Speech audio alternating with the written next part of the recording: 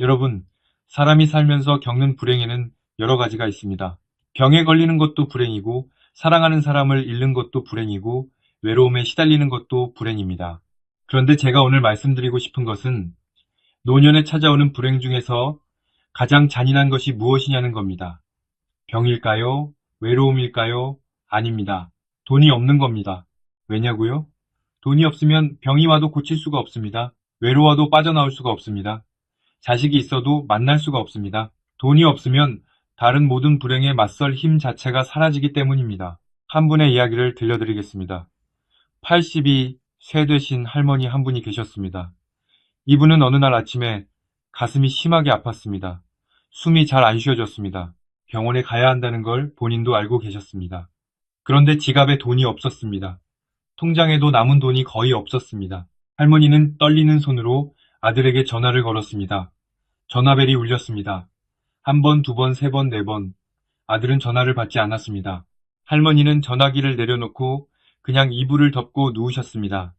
병원에 가는 대신 아프지 않기를 기도하면서요. 여러분, 이 이야기를 들으시면서 어떤 마음이 드십니까? 화가 나십니까? 슬프십니까?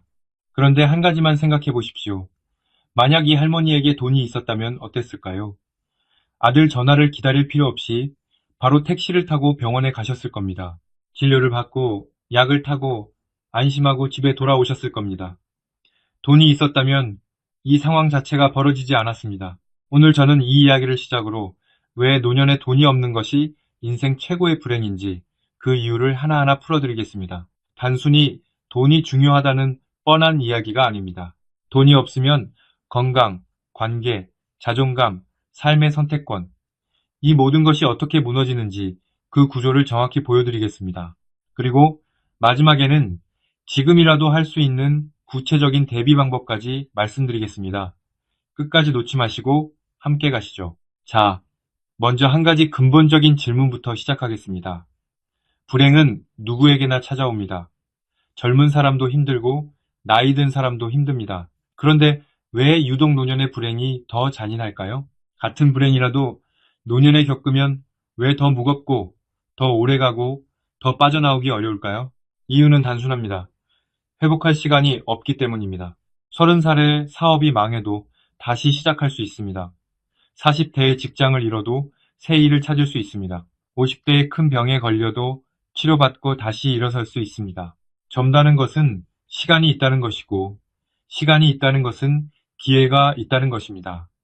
실패해도 넘어져도 다시 일어설 수 있는 시간이 남아 있습니다. 그런데 노년은 다릅니다.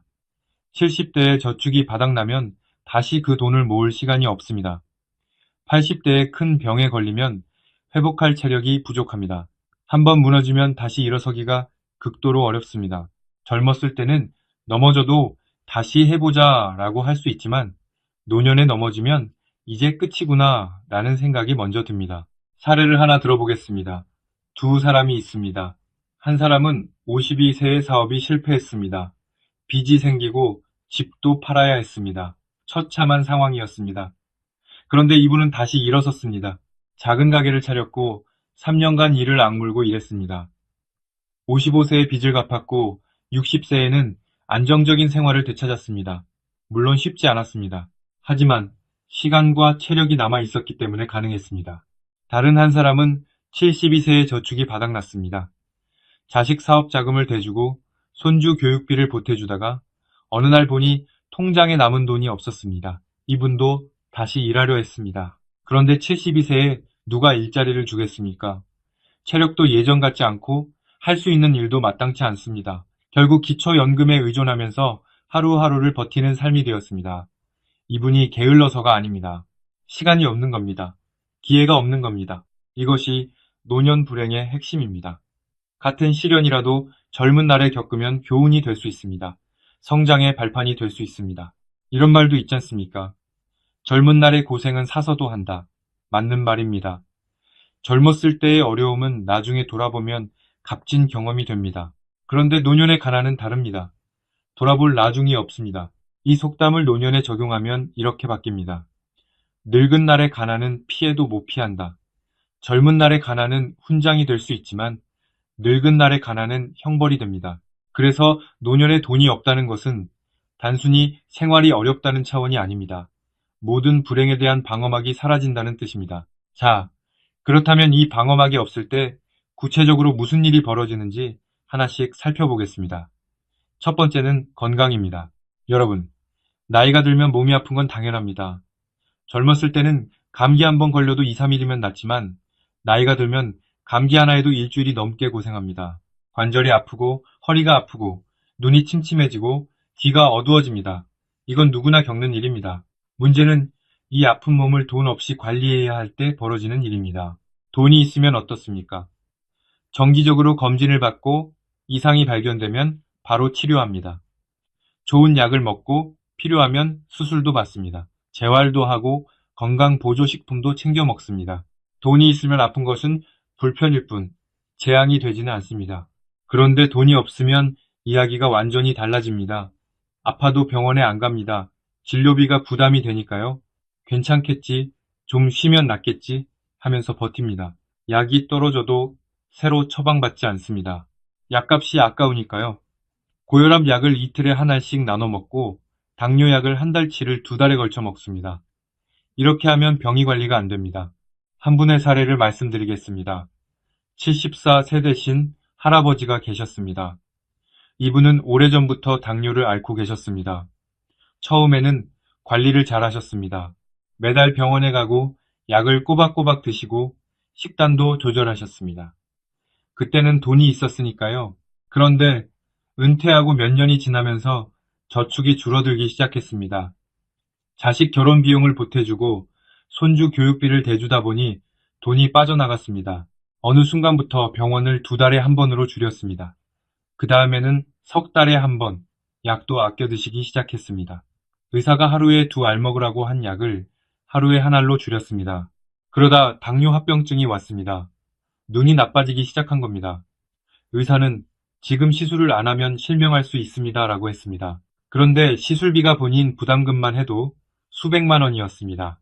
이분에게는 그 돈이 없었습니다. 결국 이분은 시술 대신 안약과 먹는 약으로 버티는 것을 선택하셨습니다.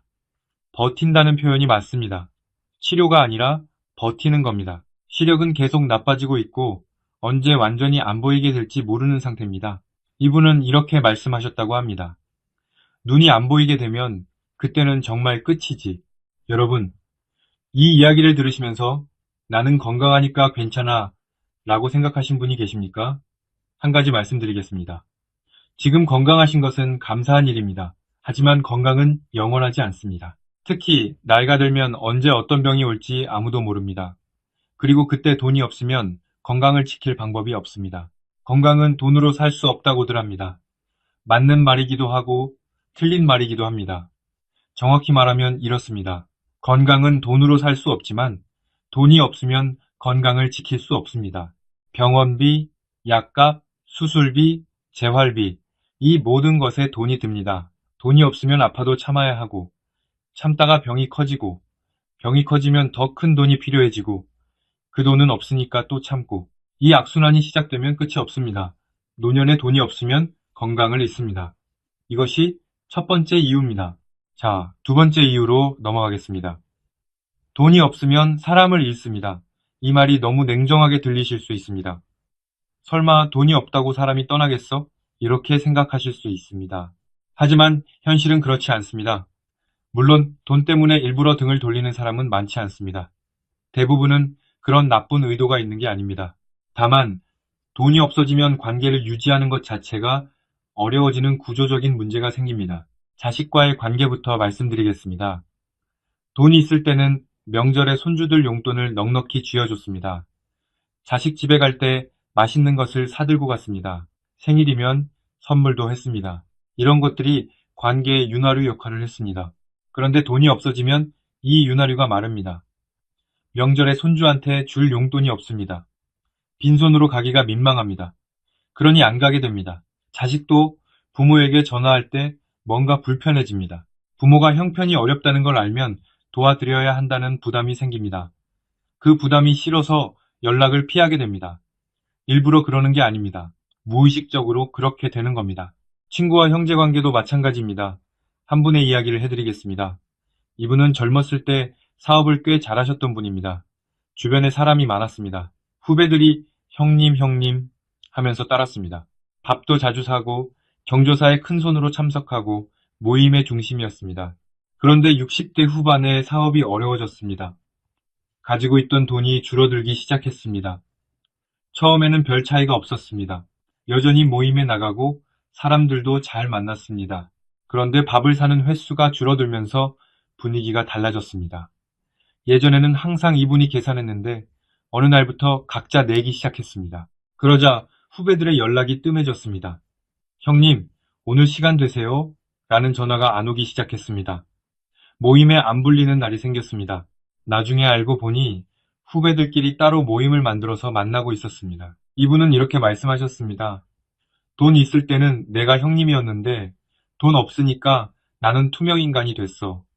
이 한마디에 모든 것이 담겨 있습니다. 여러분, 물론 세상에는 돈과 상관없이 변함없는 사람도 있습니다.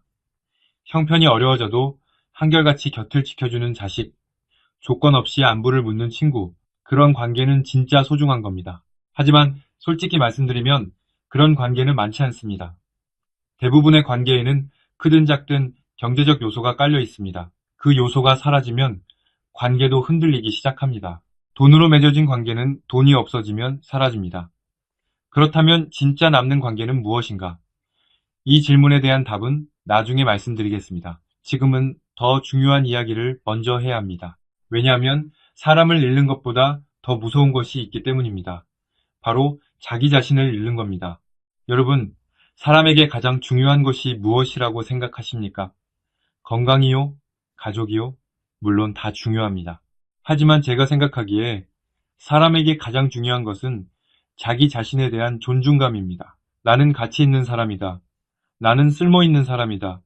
이 느낌이 있어야 살아갈 힘이 생깁니다. 그런데 돈이 없으면 이 느낌이 서서히 사라집니다. 구체적으로 어떻게 그런지 말씀드리겠습니다. 노년에 돈이 없어지면 먼저 선택할 수 있는 것이 없어집니다. 먹고 싶은 것을 못 먹습니다.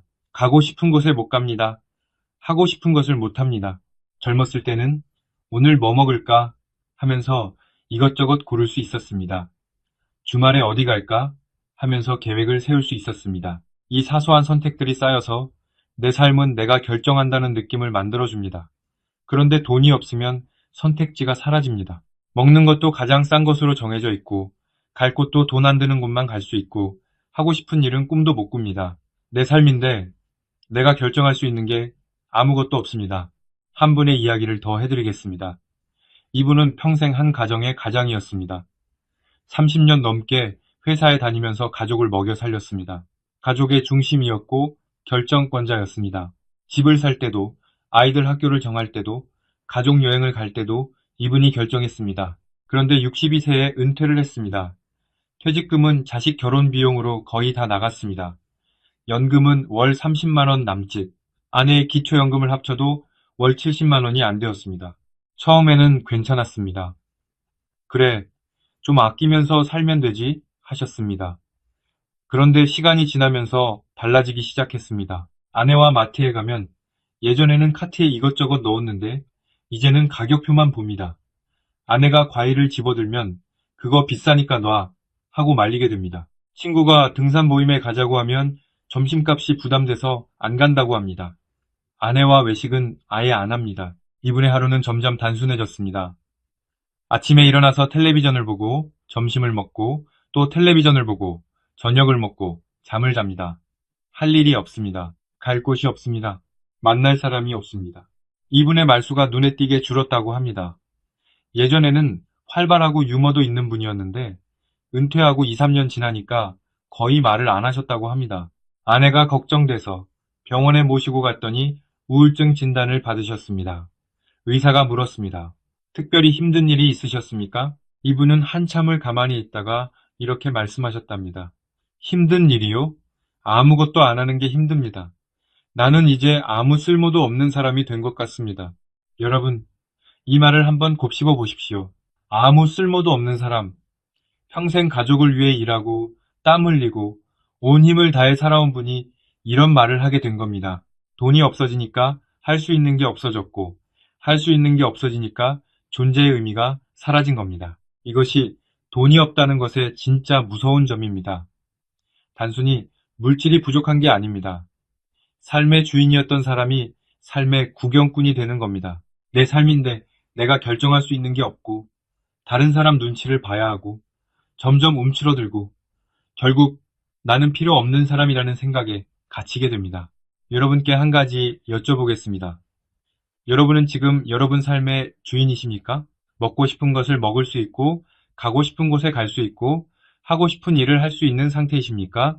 만약 그렇다면 감사한 일입니다. 하지만 이 상태가 영원할 거라고 생각하지는 마십시오. 준비하지 않으면 누구든 삶의 구경꾼이 될 수 있습니다.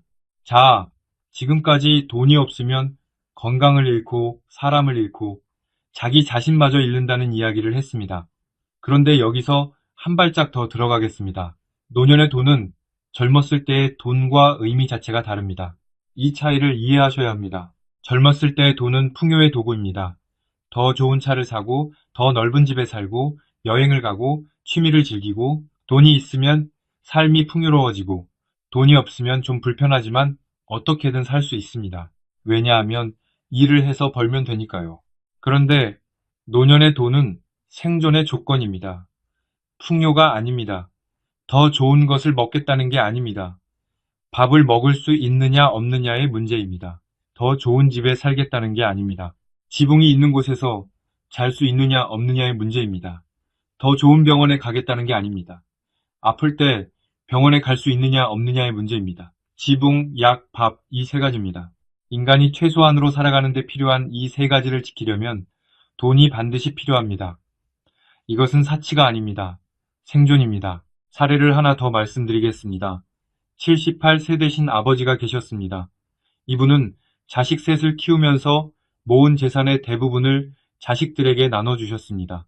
큰아들에게 아파트 보증금을, 둘째에게 사업 자금을, 막내에게 결혼 비용을 다 주고 나니 본인에게 남은 돈이 거의 없었습니다. 괜찮아, 자식들이 효도하겠지 하셨습니다. 그런데 현실은 달랐습니다. 큰아들은 자기 가정 꾸리기도 빠듯했습니다. 둘째는 사업이 잘 안 돼서 오히려 빚이 생겼습니다. 막내는 시댁 눈치를 보느라 친정에 신경 쓸 여유가 없었습니다. 아버지는 결국 기초연금으로 고시원에서 생활하게 되었습니다. 고시원, 한 평짜리 방에서 혼자 사시는 겁니다. 어느 겨울날 이분이 고시원 방에서 쓰러지셨습니다. 옆방 사람이 이상한 소리를 듣고 문을 열어보니 바닥에 누워 계셨습니다. 뇌졸중이었습니다. 구급차에 실려 병원에 갔지만 이미 후유증이 남을 정도로 상태가 악화된 뒤였습니다. 자식들이 뒤늦게 병원에 왔습니다. 울면서 왔습니다. 하지만 아버지는 이미 말을 제대로 못하시는 상태였습니다. 여러분, 이분에게 돈이 있었다면 어땠을까요? 고시원이 아닌 따뜻한 집에서 사셨을 겁니다. 쓰러지기 전에 정기검진을 받고 이상을 발견했을 겁니다. 응급 상황에서도 택시를 타고 바로 병원에 갈 수 있었을 겁니다. 돈이 있었다면 이 일은 일어나지 않았을 가능성이 높습니다. 나라에서 도와주지 않느냐고 물으실 수 있습니다. 기초연금이 있고 의료급여가 있고 긴급복지 지원이 있지 않느냐고. 맞습니다. 이런 제도들이 있습니다. 하지만 솔직히 말씀드리면 이것만으로는 충분하지 않습니다. 기초연금 최대 34만 원. 이 돈으로 방세, 공과금, 밥값, 약값을 다 내기는 어렵습니다. 국가복지는 안전망이지 삶을 지탱하는 기둥이 될 수는 없습니다. 기둥은 여러분 스스로 세우셔야 합니다. 돈이 있으면 선택할 수 있습니다. 어디서 살지, 뭘 먹을지, 어떤 치료를 받을지, 이 선택권이 삶의 질을 결정합니다. 돈이 없으면 선택할 수 없습니다. 주어지는 것을 받아들여야 합니다. 이게 선택과 견딤의 차이입니다. 돈이 있는 노후는 선택의 연속이고 돈이 없는 노후는 견딤의 연속입니다. 자, 지금까지 노년에 돈이 없으면 왜 인생 최고의 불행인지 그 이유를 하나하나 살펴봤습니다. 건강을 잃고 사람을 잃고 자기 자신을 잃고 결국 생존 자체가 위협받는다. 충분히 무겁고 충분히 아픈 이야기였습니다. 하지만 저는 여기서 끝내지 않겠습니다. 현실을 아는 것은 중요하지만 거기서 멈추면 절망뿐입니다. 지금부터는 지금이라도 할 수 있는 것들에 대해 말씀드리겠습니다. 최악의 상황을 막기 위한 5가지 원칙입니다. 이 부분이 오늘 영상에서 가장 중요한 내용입니다. 집중해서 들어주십시오. 첫째, 남은 돈은 어떤 이유로든 자식에게 주지 마십시오. 여러분, 이 말을 몇 번을 드려도 부족합니다. 자식이 결혼한다고, 집을 산다고, 사업을 한다고 돈을 달라고 할 때 그 순간이 가장 위험한 순간입니다. 부모 마음이란 게 참 약합니다. 자식이 힘들다고 하면 안 주고는 못 베깁니다. 내가 좀 줄여서 살면 되지, 이렇게 생각하시면서 주시는 겁니다. 하지만 생각해 보십시오.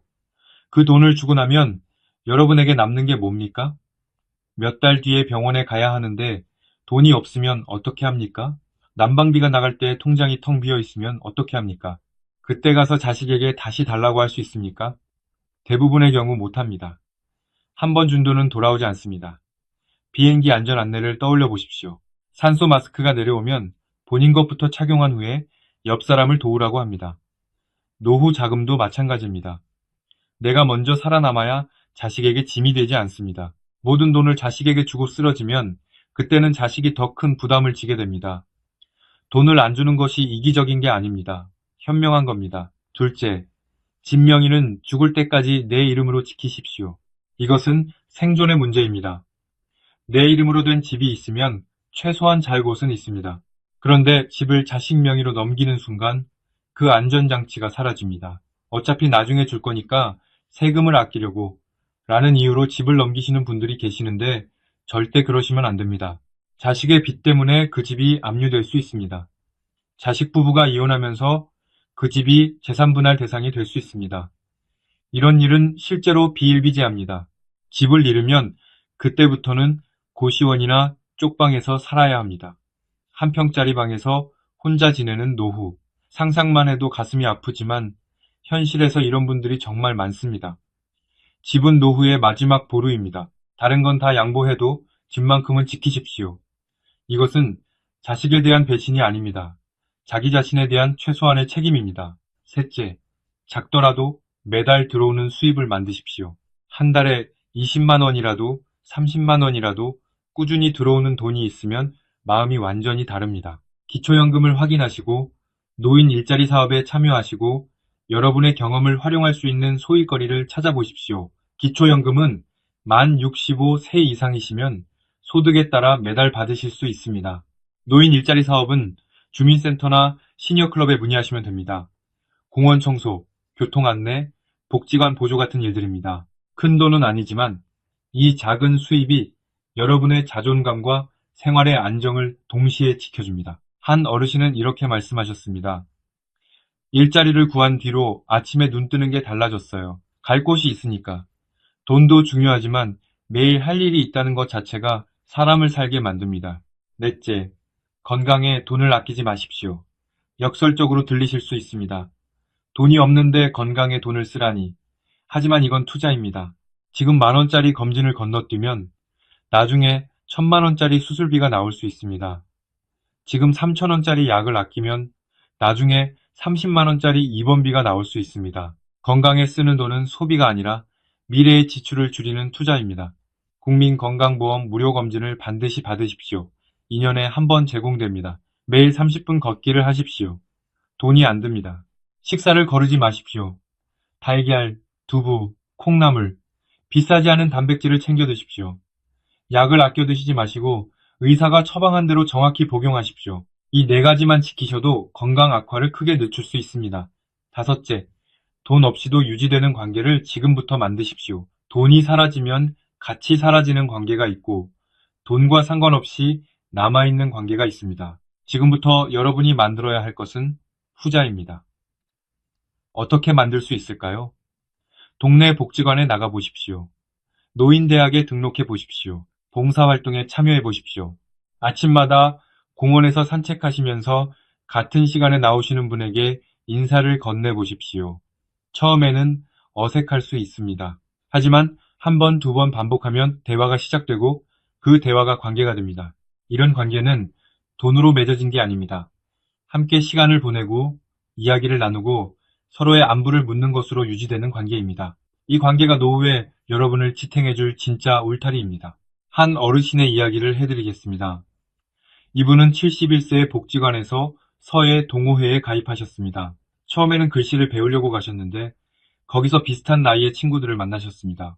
매주 2번씩 모여서 글씨를 쓰고 차를 마시고 이런저런 이야기를 나눕니다. 이분은 이렇게 말씀하셨습니다. 이 나이에 새 친구가 생길 줄은 몰랐어요. 복지관 가는 날이 일주일 중 가장 기다려지는 날이에요. 이 관계에 돈이 들었습니까? 거의 안 들었습니다. 그런데 이 관계가 이분의 삶을 완전히 바꿔놓았습니다. 갈 곳이 생기고 만날 사람이 생기고 기다려지는 날이 생긴 겁니다. 이것이 돈으로 살 수 없는 관계의 힘입니다. 여러분, 이 5가지를 다시 한번 정리하겠습니다. 첫째, 남은 돈은 자식에게 주지 마라. 둘째, 진명이는 죽을 때까지 지켜라. 셋째, 작더라도 매달 수입을 만들어라. 넷째, 건강에 돈을 아끼지 마라. 다섯째, 돈 없이도 유지되는 관계를 만들어라. 이 5가지가 여러분의 노년을 불행에서 지켜줄 마지막 울타리입니다. 여러분, 오늘 긴 이야기 함께 해주셔서 진심으로 감사합니다. 마지막으로 오늘 나눈 이야기를 3가지로 정리하겠습니다.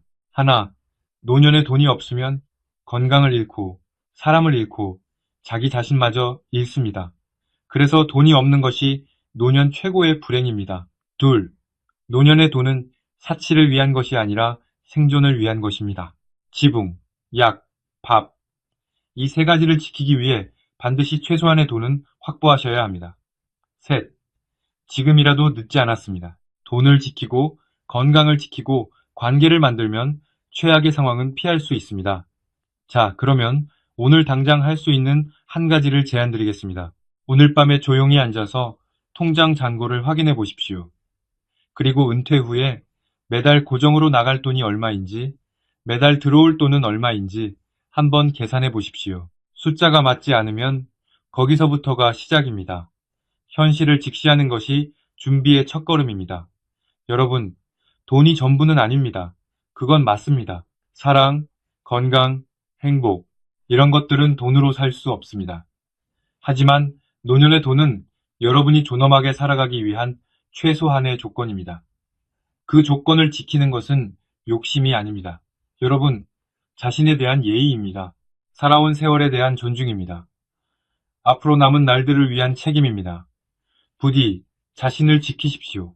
여러분의 노후가 견딤이 아닌 선택의 연속이 되기를 진심으로 바랍니다. 다음 영상에서는 노후에 반드시 끊어야 할 나쁜 돈 습관 5가지에 대해 이야기하겠습니다. 자기도 모르게 빠져있는 습관들이 노후 자금을 갉아먹고 있을 수 있습니다. 어떤 습관들이 위험한지, 어떻게 고칠 수 있는지 구체적으로 알려드리겠습니다. 놓치지 마시고 꼭 함께 해주십시오. 이 영상이 도움이 되셨다면 주변에 노후를 준비하고 계신 분께 공유해 주십시오. 좋아요와 구독도 부탁드립니다.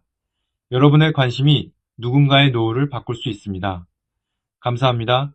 건강하시고 다음 영상에서 또 뵙겠습니다. 여러분, 제 이웃에 이런 분이 계셨습니다. 평생 성실하게 공무원 생활하셨습니다. 술, 담배 안 하시고 도박도 안 하시고 그저 묵묵히 일만 하셨습니다. 월급도 꼬박꼬박 받으셨고 빚도 없으셨습니다. 그런데 70대가 된 지금 그분은 기초연금 수급자입니다.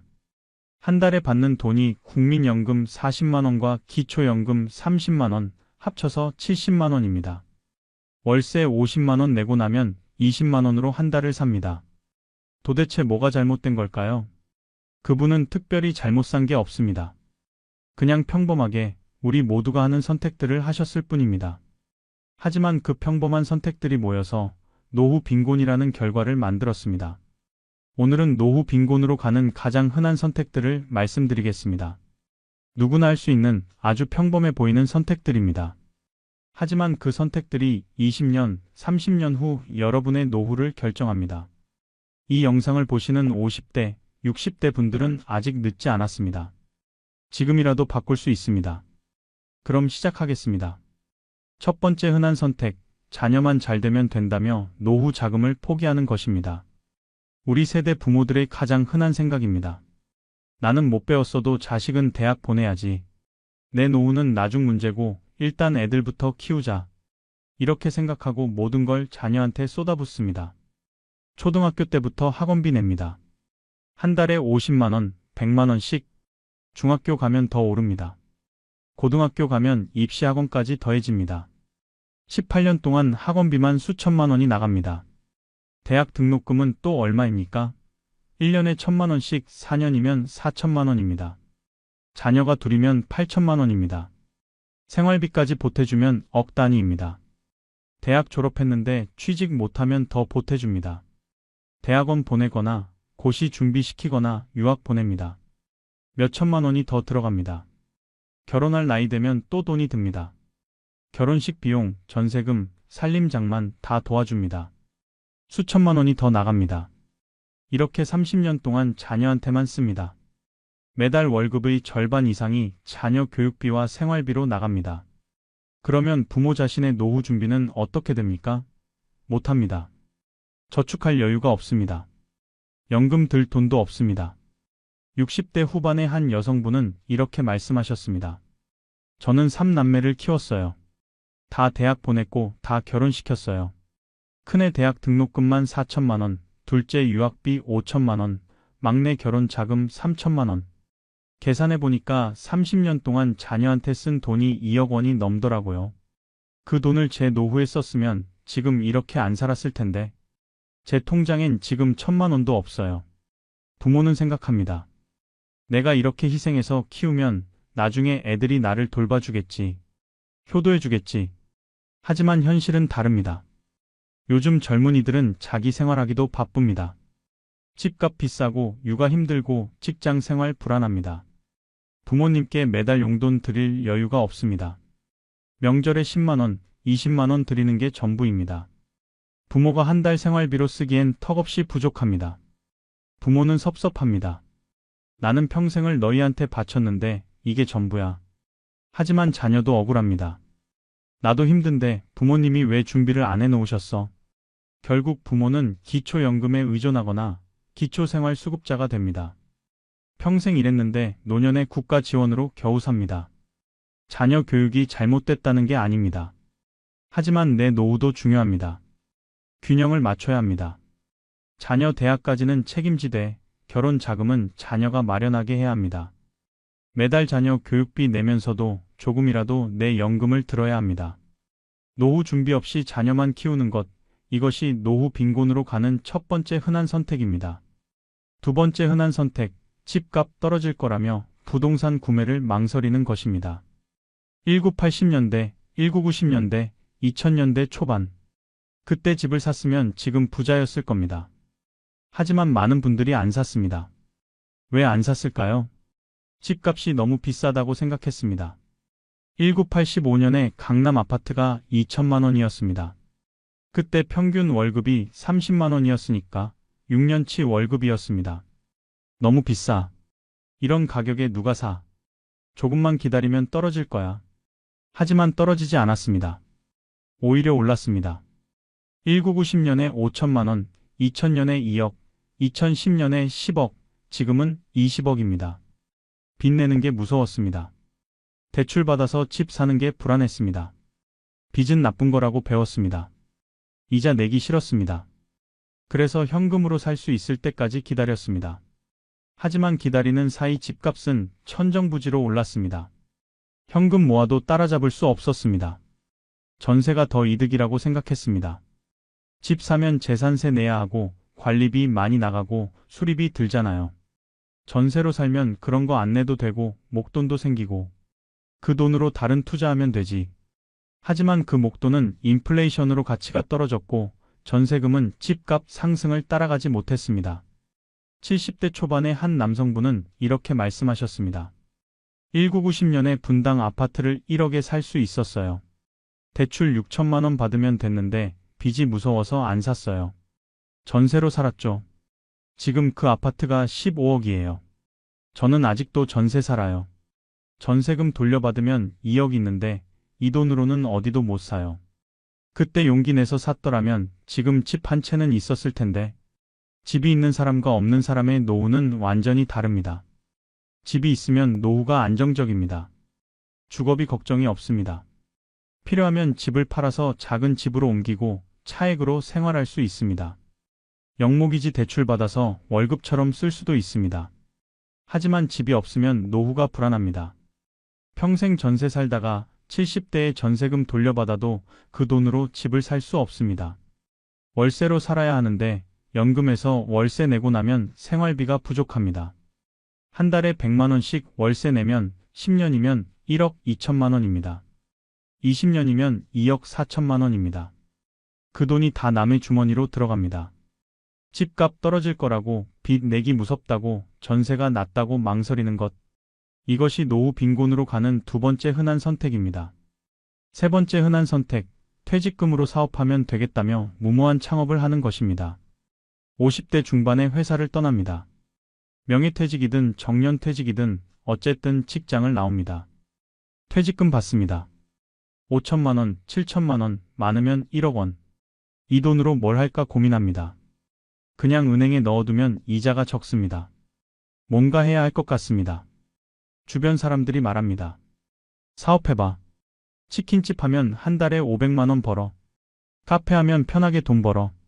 솔깃합니다. 나도 사업 한번 해볼까? 프랜차이즈 본사에 갑니다. 상담받습니다. 본사 직원이 말합니다. 이 상권은 최고예요. 매출 보장됩니다. 월 수익 600만 원 나옵니다. 믿습니다. 계약합니다. 가맹비 3천만 원, 인테리어 3천만 원, 기타 비용 2천만 원, 퇴직금 8천만 원이 다 들어갑니다. 오픈합니다. 처음 한 달은 손님이 좀 옵니다. 주변 사람들이 와주고 호기심에 오는 사람도 있습니다. 그런데 두 달째부터 손님이 줄어듭니다. 왜 그럴까요? 경쟁이 너무 심합니다. 반경 500m 안에 치킨집이 5개입니다. 카페가 10개입니다. 편의점이 3개입니다. 손님을 나눠 가지려니 모두가 힘듭니다. 배달 앱 수수료가 너무 높습니다. 주문의 80%가 배달입니다. 그런데 배달 앱이 30%를 가져갑니다. 만원 주문에 3,000원이 수수료입니다. 재료비, 인건비, 임대료가 만만치 않습니다. 한 달에 재료비 200만 원, 인건비 200만 원, 임대료 150만 원, 공과금, 배달비까지 합치면 600만 원이 나갑니다. 매출이 800만 원인데 지출이 600만 원이면 남는 게 200만 원입니다. 그런데 하루 15시간 일합니다. 한 달에 450시간 일해서 200만 원 버는 겁니다. 시급으로 치면 4,500원도 안 됩니다. 몸이 망가집니다. 50대 중반, 60대 초반에 하루 15시간씩 서서 일하기 힘듭니다. 무릎 아프고 허리 아프고 손목 아픕니다. 1년 버티다가 문 닫습니다. 퇴직금 8천만 원이 다 날아갔습니다. 권리금 받고 팔려고 해도 안 팔립니다. 결국 그냥 문 닫습니다. 손해만 보고 나옵니다. 60대 초반의 한 남성분은 이렇게 말씀하셨습니다. 저는 55세에 명예퇴직했어요. 퇴직금 7천만 원 받았어요. 그 돈으로 카페를 열었어요. 본사에서 매출 보장한다고 했거든요. 하지만 2년 만에 망했어요. 7천만 원 다 날리고 대출까지 2천만 원 받아서 썼어요. 지금은 빚 9천만 원 있고 편의점 아르바이트하며 갚고 있어요. 퇴직금 날리지 말고 그냥 저축할 걸 그랬어요. 퇴직금은 노후 자금입니다. 함부로 쓰면 안 됩니다. 사업은 10중 8구 망합니다. 특히 경험 없는 분야는 더 그렇습니다. 치킨집, 카페, 편의점 이런 업종은 이미 포화 상태입니다. 프랜차이즈 본사는 가맹비만 챙기면 됩니다. 가맹점이 망하든 말든 상관없습니다. 그들의 말을 믿으면 안 됩니다. 퇴직금으로 사업하겠다는 생각, 이것이 노후 빈곤으로 가는 세 번째 흔한 선택입니다. 네 번째 흔한 선택, 친구니까 괜찮겠다며 보증을 서주는 것입니다. 친한 친구가 찾아옵니다. 사업 자금이 필요한데 보증만 서달라고 합니다. 이름만 빌려주면 된다고 합니다. 30년 친구인데 거절하기 미안합니다. 괜찮겠지. 걔가 날 속일 리 없어. 사업도 잘 되겠지. 이렇게 생각하고 보증을 섭니다. 처음 1년은 괜찮습니다. 친구가 잘 갚습니다. 그런데 2년째 되니까 친구 사업이 어려워집니다. 대출금을 못 갚습니다. 은행에서 연락이 옵니다. 보증인한테 갚으라고 합니다. 친구한테 전화합니다. 친구는 전화를 안 받습니다. 문자 보내도 답이 없습니다. 결국 내가 갚아야 합니다. 5천만 원입니다. 내 저축에서 뺏어 갚습니다. 평생 모은 돈이 한순간에 날아갑니다. 형제가 집 살 때 보증 서달라고 합니다. 피부치인데 거절할 수 없습니다. 보증을 섭니다. 형제가 대출금을 못 갚습니다. 은행이 나한테 옵니다. 내 집을 담보로 잡습니다. 갚지 못하면 내 집이 넘어갑니다. 할 수 없이 내 집을 팔아서 갚습니다. 형제 빚 갚느라 내 집까지 날립니다. 70대 초반의 한 여성분은 이렇게 말씀하셨습니다. 남동생이 사업 자금 대출 받는데 보증을 서달라고 했어요. 거절 못하고 섰죠. 남동생 사업이 망하고 잠적했어요. 저한테 6천만 원 빚이 떨어졌어요. 제 노후 자금 전액이었어요. 다 갚느라 지금은 기초생활수급자예요. 보증만 안 섰어도 지금 이렇게 안 살았을 텐데. 보증은 빚과 같습니다. 보증을 선다는 건 상대방이 못 갚으면 내가 대신 갚겠다는 약속입니다. 상대방을 믿어서가 아니라 내가 갚을 능력이 있을 때만 서야 합니다. 하지만 대부분은 능력도 없으면서 섭니다. 친구니까, 가족이니까 거절하기 미안해서 섭니다. 그 결과는 파산입니다. 평생 모은 돈이 한순간에 날아갑니다. 집까지 날릴 수 있습니다. 친구니까, 가족이니까 괜찮겠다며 보증 서주는 것. 이것이 노후 빈곤으로 가는 네 번째 흔한 선택입니다. 다섯 번째 흔한 선택, 연금은 나중에 생각하지 뭐 하며 준비를 미루는 것입니다. 20대, 30대에 국민연금 가입하라고 합니다.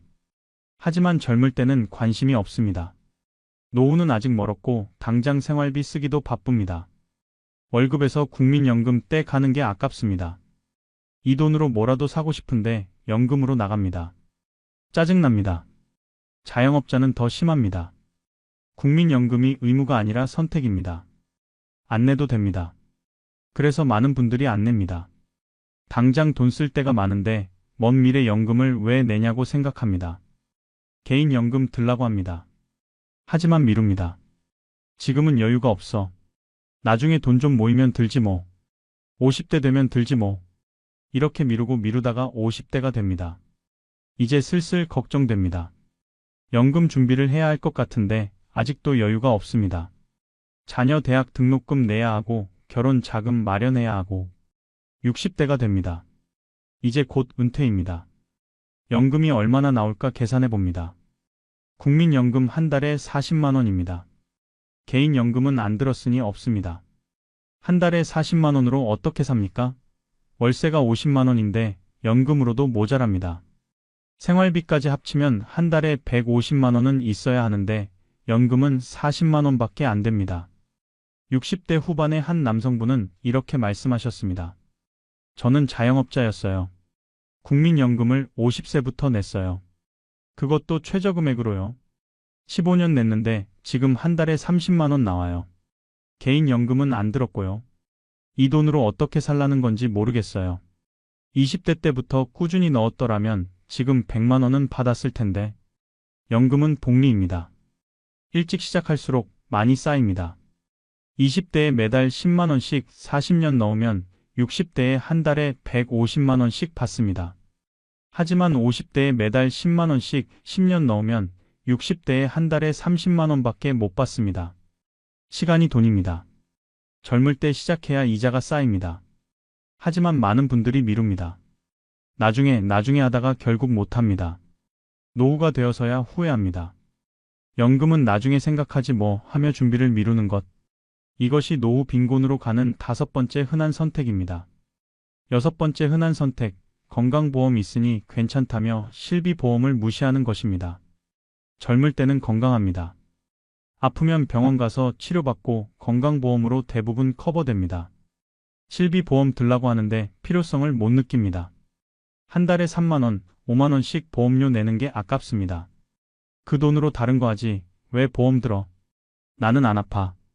건강보험 있으면 충분해. 이렇게 생각하고 안 듭니다. 30대도 안 들고 40대도 안 듭니다. 50대가 되어서야 슬슬 걱정됩니다. 주변에 암 걸린 사람도 생기고 수술한 사람도 생깁니다. 이제 들어볼까 싶어서 보험사에 갑니다.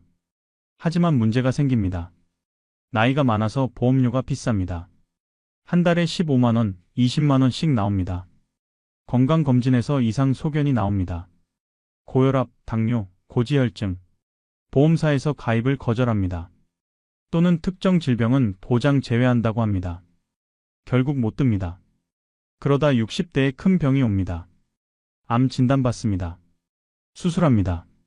건강보험으로 어느 정도 커버됩니다. 하지만 항암 치료는 다릅니다. 좋은 항암제는 비급여입니다. 한 번에 300만 원씩 듭니다. 10번 맞으면 3천만 원입니다. 병실도 비급여입니다. 1인실 하루에 10만 원, 한 달이면 300만 원입니다. 간병인도 고용해야 합니다. 하루에 10만 원, 한 달에 300만 원입니다. 6개월 치료받으면 총 5천만 원 듭니다. 실비보험이 있었으면 대부분 받았을 텐데 없으니까 전액 본인 부담입니다. 평생 모은 노후 자금이 다 날아갑니다. 70대 초반의 한 여성분은 이렇게 말씀하셨습니다. 저는 실비보험 안 들었어요. 젊을 때 보험료 아까워서요. 65세에 대장암 진단받았어요. 수술하고 항암치료 1년 받았어요. 총 6천만 원 들었어요. 실비보험 있었으면 대부분 받았을 텐데 없으니까 제가 다 냈어요. 제 노후 자금 전액이었어요.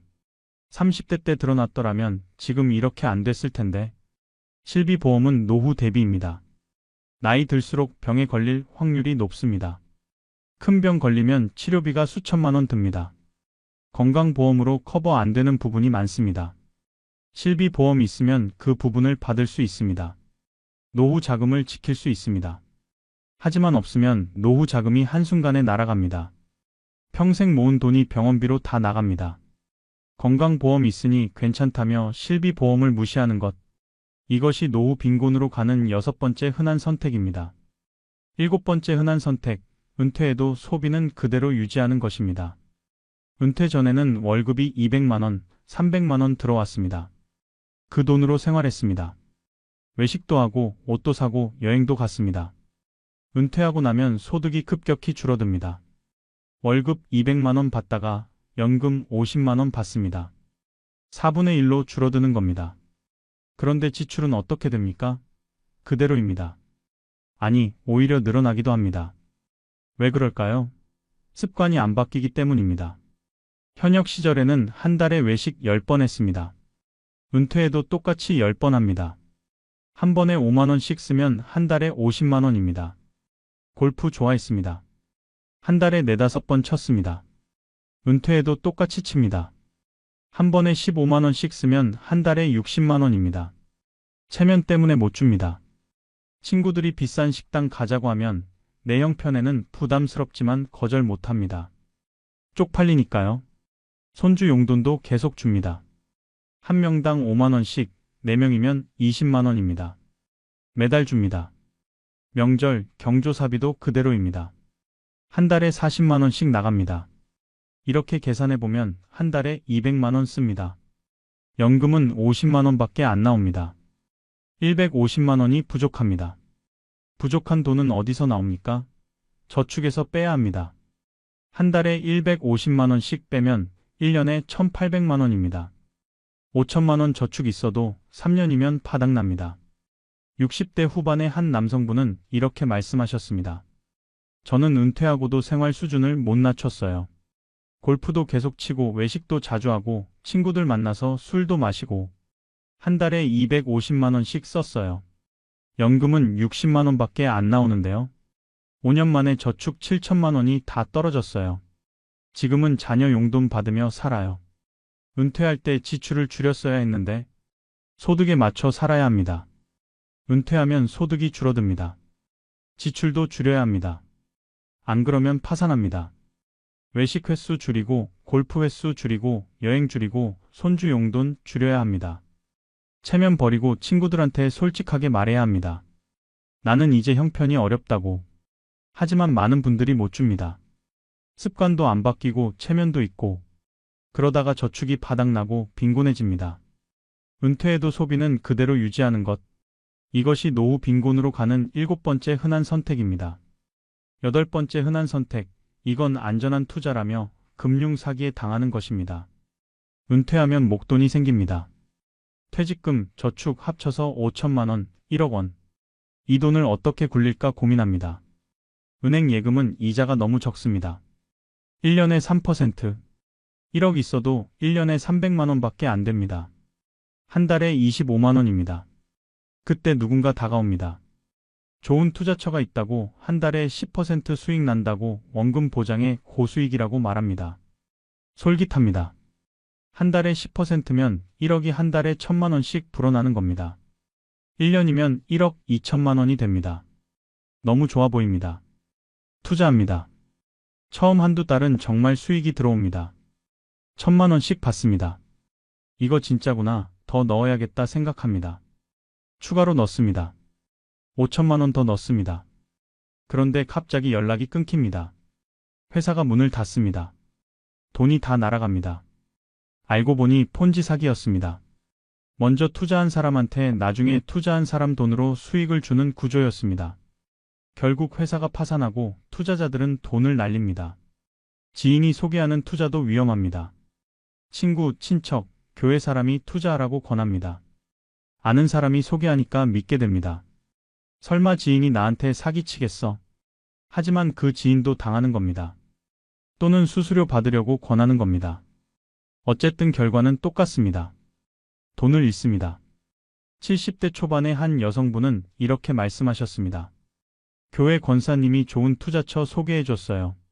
한 달에 10% 수익 난다고요. 저는 6천만 원 넣었어요. 처음 두 달은 수익이 들어왔어요. 그래서 3천만 원 더 넣었어요.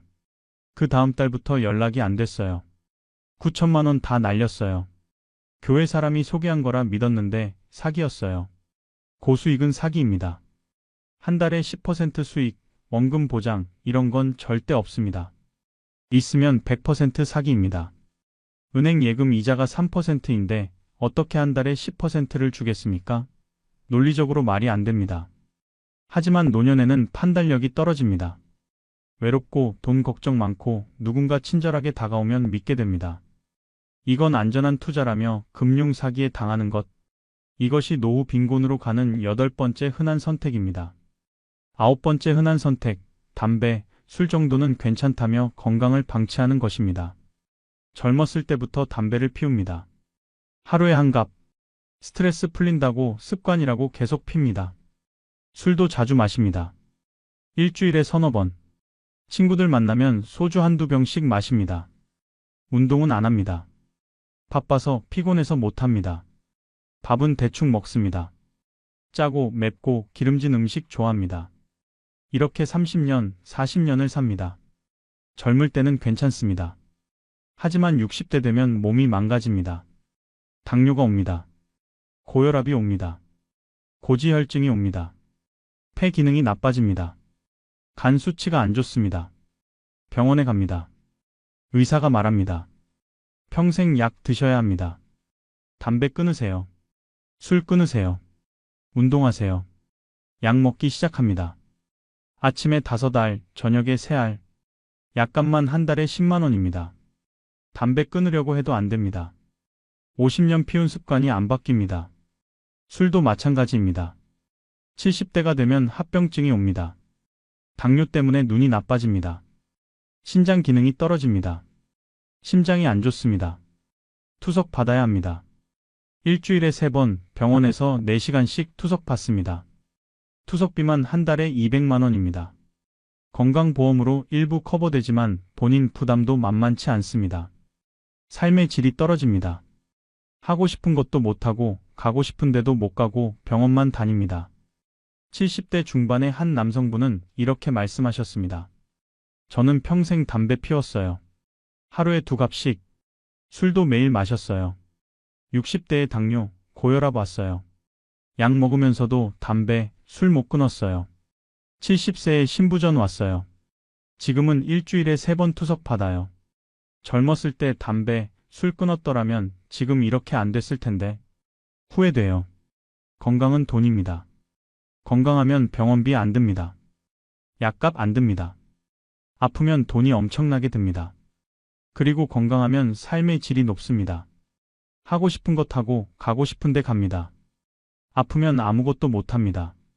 담배, 술 정도는 괜찮다며 건강을 방치하는 것. 이것이 노후 빈곤으로 가는 9번째 흔한 선택입니다. 10번째 흔한 선택, 이혼해도 내 노후는 챙겼다며 재산 분할을 착각하는 것입니다.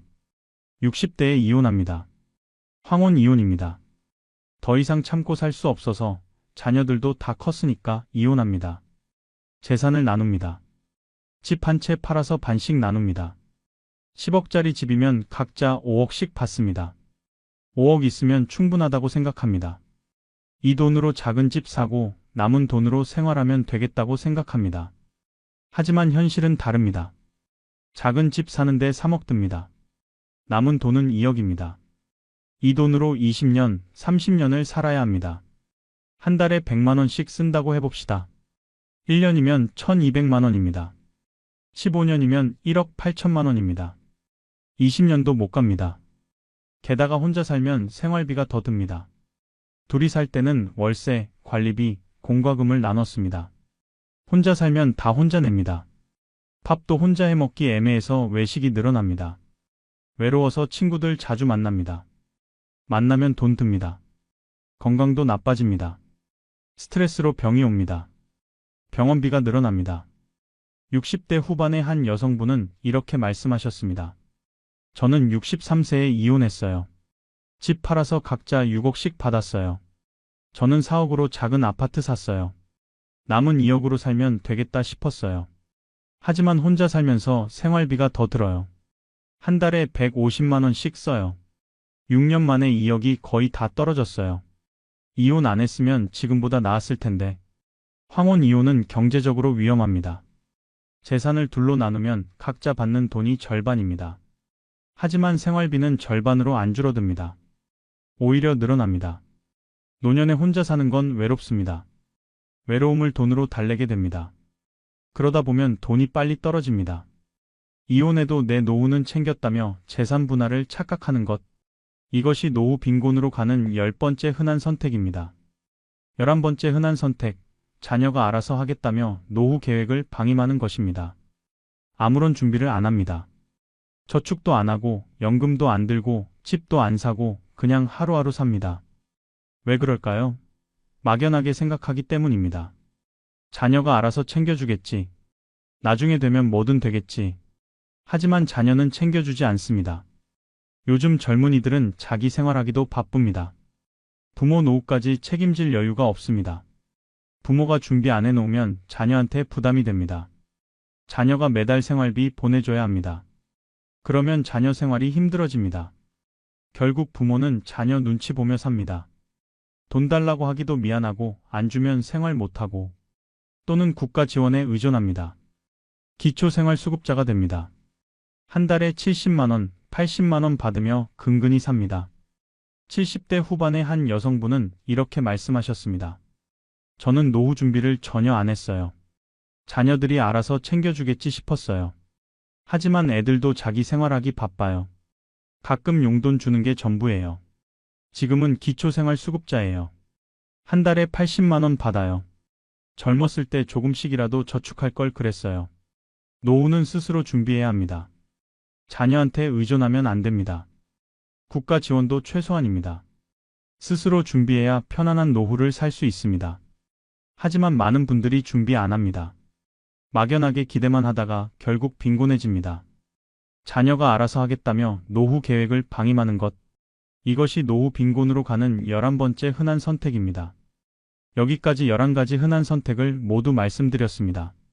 자녀만 잘 되면 된다며 노후 자금 포기, 집값 떨어질 거라며 부동산 망설임, 퇴직금으로 사업하겠다는 무모한 창업, 친구니까 괜찮겠다며 보증, 연금은 나중에 생각하며 준비 미루기, 건강보험 있으니 괜찮다며 실비보험 무시, 은퇴해도 소비 그대로 유지, 안전한 투자라며 금융 사기 당하기, 담배 술 정도는 괜찮다며 건강 방치, 이혼해도 노후 챙겼다는 착각, 그리고 자녀가 알아서 하겠다며 계획 방임. 이 모든 선택들이 특별한 게 아닙니다. 아주 평범한 우리 주변에서 흔히 볼 수 있는 선택들입니다. 하지만 이 선택들이 모여서 노후 빈곤이라는 결과를 만듭니다. 여러분, 아직 늦지 않았습니다. 지금이라도 바꿀 수 있습니다. 자녀 교육비와 내 노후 준비 균형 잡으세요. 작은 집이라도 사세요. 퇴직금으로 사업하지 마세요. 절대 보증 서지 마세요. 지금 당장 연금 가입하세요. 실비보험 들으세요. 은퇴하면 지출 줄이세요. 고수익 투자 절대 믿지 마세요. 담배 끊고 술 줄이세요. 이혼 신중하게 결정하세요. 노후는 스스로 준비하세요. 50대라면 아직 10년 이상 있습니다. 지금부터 준비하면 충분합니다. 60대라면 아직 늦지 않았습니다. 지출을 줄이고 할 수 있는 일을 하고 정부 지원 제도를 알아보세요. 70대라도 포기하지 마세요. 지금 상황에서 최선을 다하고 자녀 세대한테 이 이야기를 전해주세요.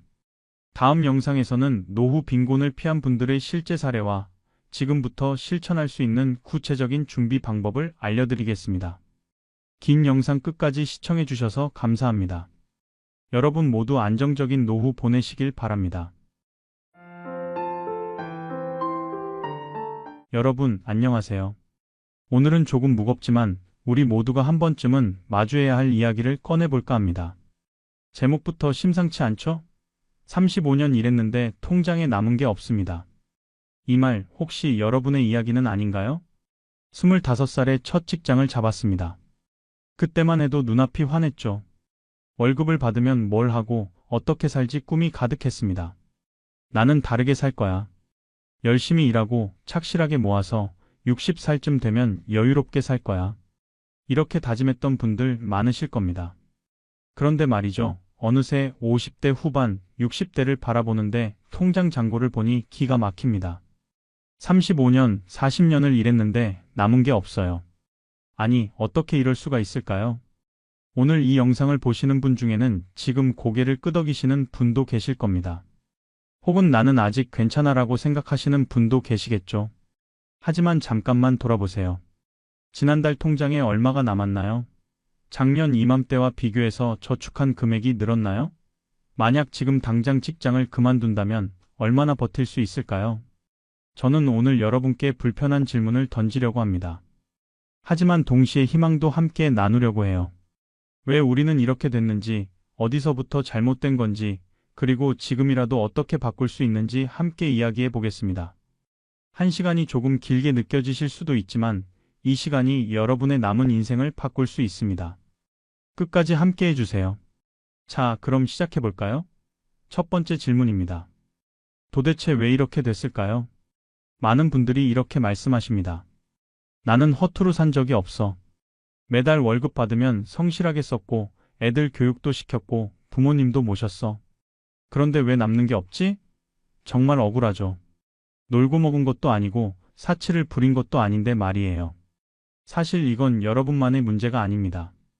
우리 세대 대부분이 겪고 있는 구조적인 문제예요. 한번 같이 생각해 볼까요? 2000년대 초반 여러분이 30대였을 때를 떠올려 보세요. 그때 월급이 얼마였나요? 100만 원? 150만 원? 200만 원? 지금은 어떤가요? 300만 원, 400만 원, 어쩌면 500만 원이 넘는 분도 계실 겁니다. 월급은 분명히 올랐어요. 그런데 이상하게도 통장에 남는 돈은 그때나 지금이나 비슷하거나 오히려 더 적습니다. 이게 바로 함정이에요. 우리는 수입이 늘면 자연스럽게 지출도 늘어난다는 사실을 간과했습니다. 이걸 경제학에서는 생활 수준 상승의 덫이라고 부릅니다. 쉽게 말하면 이런 거예요. 월급이 50만 원 올랐다고 칩시다. 처음엔 이번엔 꼭 저축해야지라고 다짐합니다. 그런데 어느새 차를 한 단계 업그레이드하고 아파트도 조금 더 넓은 곳으로 이사하고 외식도 조금 더 자주 하게 돼요. 이 정도는 괜찮아. 월급이 올랐으니까라고 합리화하면서요. 그리고 가장 무서운 건 고정 지출입니다. 한번 올라간 생활 수준은 쉽게 내려오지 않아요. 넓은 집에 살면 관리비도 올라가고 좋은 차를 사면 보험료도 올라가고 유지비도 늘어납니다. 이렇게 보이지 않는 곳에서 돈이 새어나가기 시작해요. 실제 사례를 하나 들어볼게요. 제가 아는 55세 직장인 어씨 이야기입니다. 어씨는 대기업에 다니는 성실한 가장이었어요. 30년 넘게 한 직장에서 일했고 과장에서 부장까지 승진도 했습니다. 월급도 꾸준히 올랐죠. 그런데 퇴직을 1년 앞두고 통장을 확인해 보니 모아둔 돈이 고작 5천만 원이었습니다. 어씨는 정말 황당했대요. 내가 30년 동안 뭘 한 거지? 가계부를 다시 들여다봤습니다. 그제야 보이더랍니다. 아이들 학원비로 매달 100만 원, 부모님 용돈과 병원비로 50만 원, 대출 이자로 40만 원, 각종 보험료로 60만 원, 차량 유지비로 30만 원, 통신비와 구독 서비스로 20만 원. 이것저것 합치니 고정 지출만 300만 원이 훌쩍 넘었어요. 여기에 식비, 교통비, 경조사비, 병원비, 의료비까지 더하면 한 달에 450만 원은 기본으로 나갔습니다. 월급이 500만 원이면 50만 원밖에 안 남는 거예요. 그나마도 갑자기 냉장고가 고장 났거나 차 수리를 하거나 경조사가 겹치면 마이너스가 됐죠. 이 이야기가 남의 이야기 같지 않으시죠? 우리는 모두 어시처럼 살아왔습니다. 성실하게, 열심히, 그런데 효율적이지는 못하게 말이에요. 여기서 한 가지 질문을 드릴게요. 여러분은 지난달에 정확히 얼마를 썼는지 기억하시나요? 카드값이 얼마 나왔는지는 아실 거예요. 그런데 그 돈이 어디에 얼마나 쓰였는지 항목별로 말할 수 있나요? 대부분은 못합니다. 왜냐하면 우리는 돈을 쓸 때 기록하지 않거든요.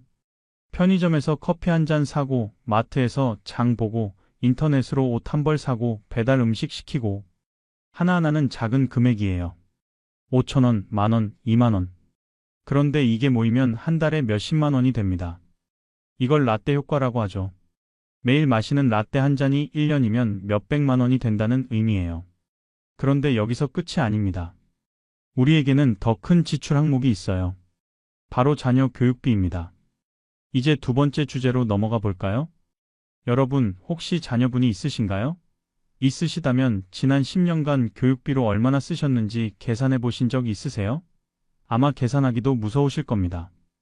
왜냐하면 그 금액이 어마어마하거든요. 우리나라 부모들은 정말 대단합니다. 자식 교육을 위해서라면 자기 노후도 포기해요. 나는 굶어도 애는 굶기면 안 된다는 마음으로 살아왔죠. 그런데 문제는 그 정도가 지나쳤다는 겁니다. 초등학교 때부터 시작됩니다. 영어학원, 수학학원, 피아노, 태권도, 미술, 코딩. 주변 아이들이 다 다니니까 우리 애도 보내야 할 것 같아요. 우리 애만 뒤처지면 어떡하지? 라는 불안감이 지갑을 엽니다. 한 달에 학원비만 50만 원, 60만 원, 어떤 집은 100만 원이 넘게 나갑니다. 중학교, 고등학교 가면 더 심해져요. 대치동 학원까지 데려다주는 부모님들, 주말마다 과외 선생님 모시는 집들. 이때쯤 되면 한 달에 200만 원, 300만 원씩 교육비가 나갑니다. 맞벌이 부부인데도 교육비 때문에 저축을 못한다는 분들이 얼마나 많은지 아세요? 그렇게 고생해서 대학 보냅니다. 이제 됐다고 안심하시나요? 아니에요. 이제 시작이에요. 대학 등록금이 한 학기에 300만 원에서 500만 원입니다. 1년이면 600만 원에서 1000만 원이에요. 4년이면 2400만 원에서 4000만 원입니다. 여기에 생활비까지 보태주면 어떻게 될까요? 한 달에 50만 원만 준다고 해도 1년에 600만 원, 4년이면 2400만 원입니다. 등록금과 합치면 5천만 원에서 6천만 원이 훌쩍 넘어가요. 자녀가 2명이면 억대가 넘습니다. 그런데 여기서도 끝이 아니에요.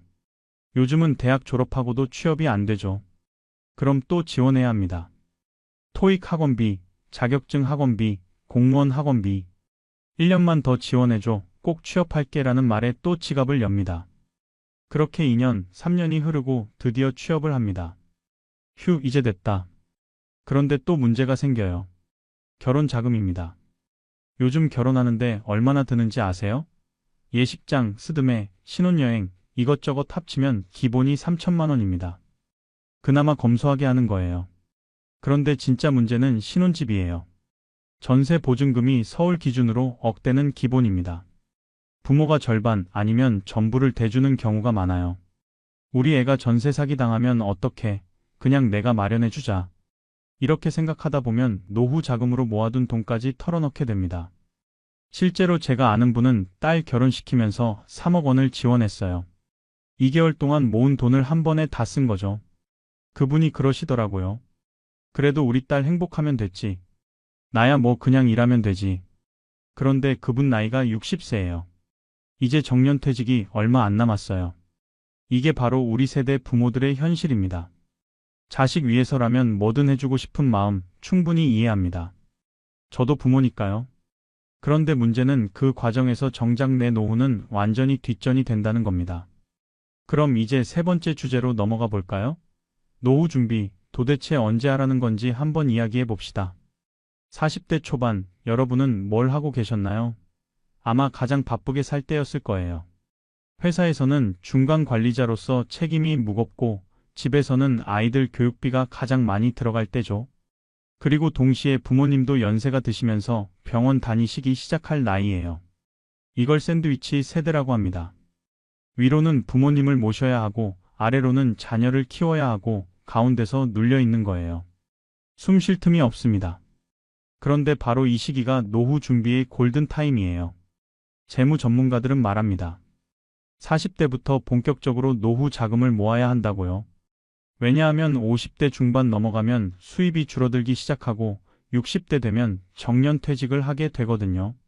그러니까 40대, 50대 초반이 마지막 기회라는 겁니다. 그런데 현실은 어떤가요? 40대에는 아이들 대학 등록금 걱정에, 50대에는 결혼 자금 걱정에 노후 준비는 계속 미뤄집니다. 1년만 더, 2년만 더 하다가 어느새 60대가 돼요. 그리고 그때 깨닫습니다. 아, 내가 준비한 게 없네. 부모님 모시는 것도 큰 부담입니다.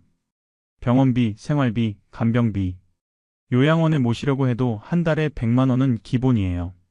집에서 모시면 간병인 비용이 더 들고요. 형제가 있으면 분담할 수 있지만 현실적으로 장남이나 장녀가 대부분 떡을 칩니다.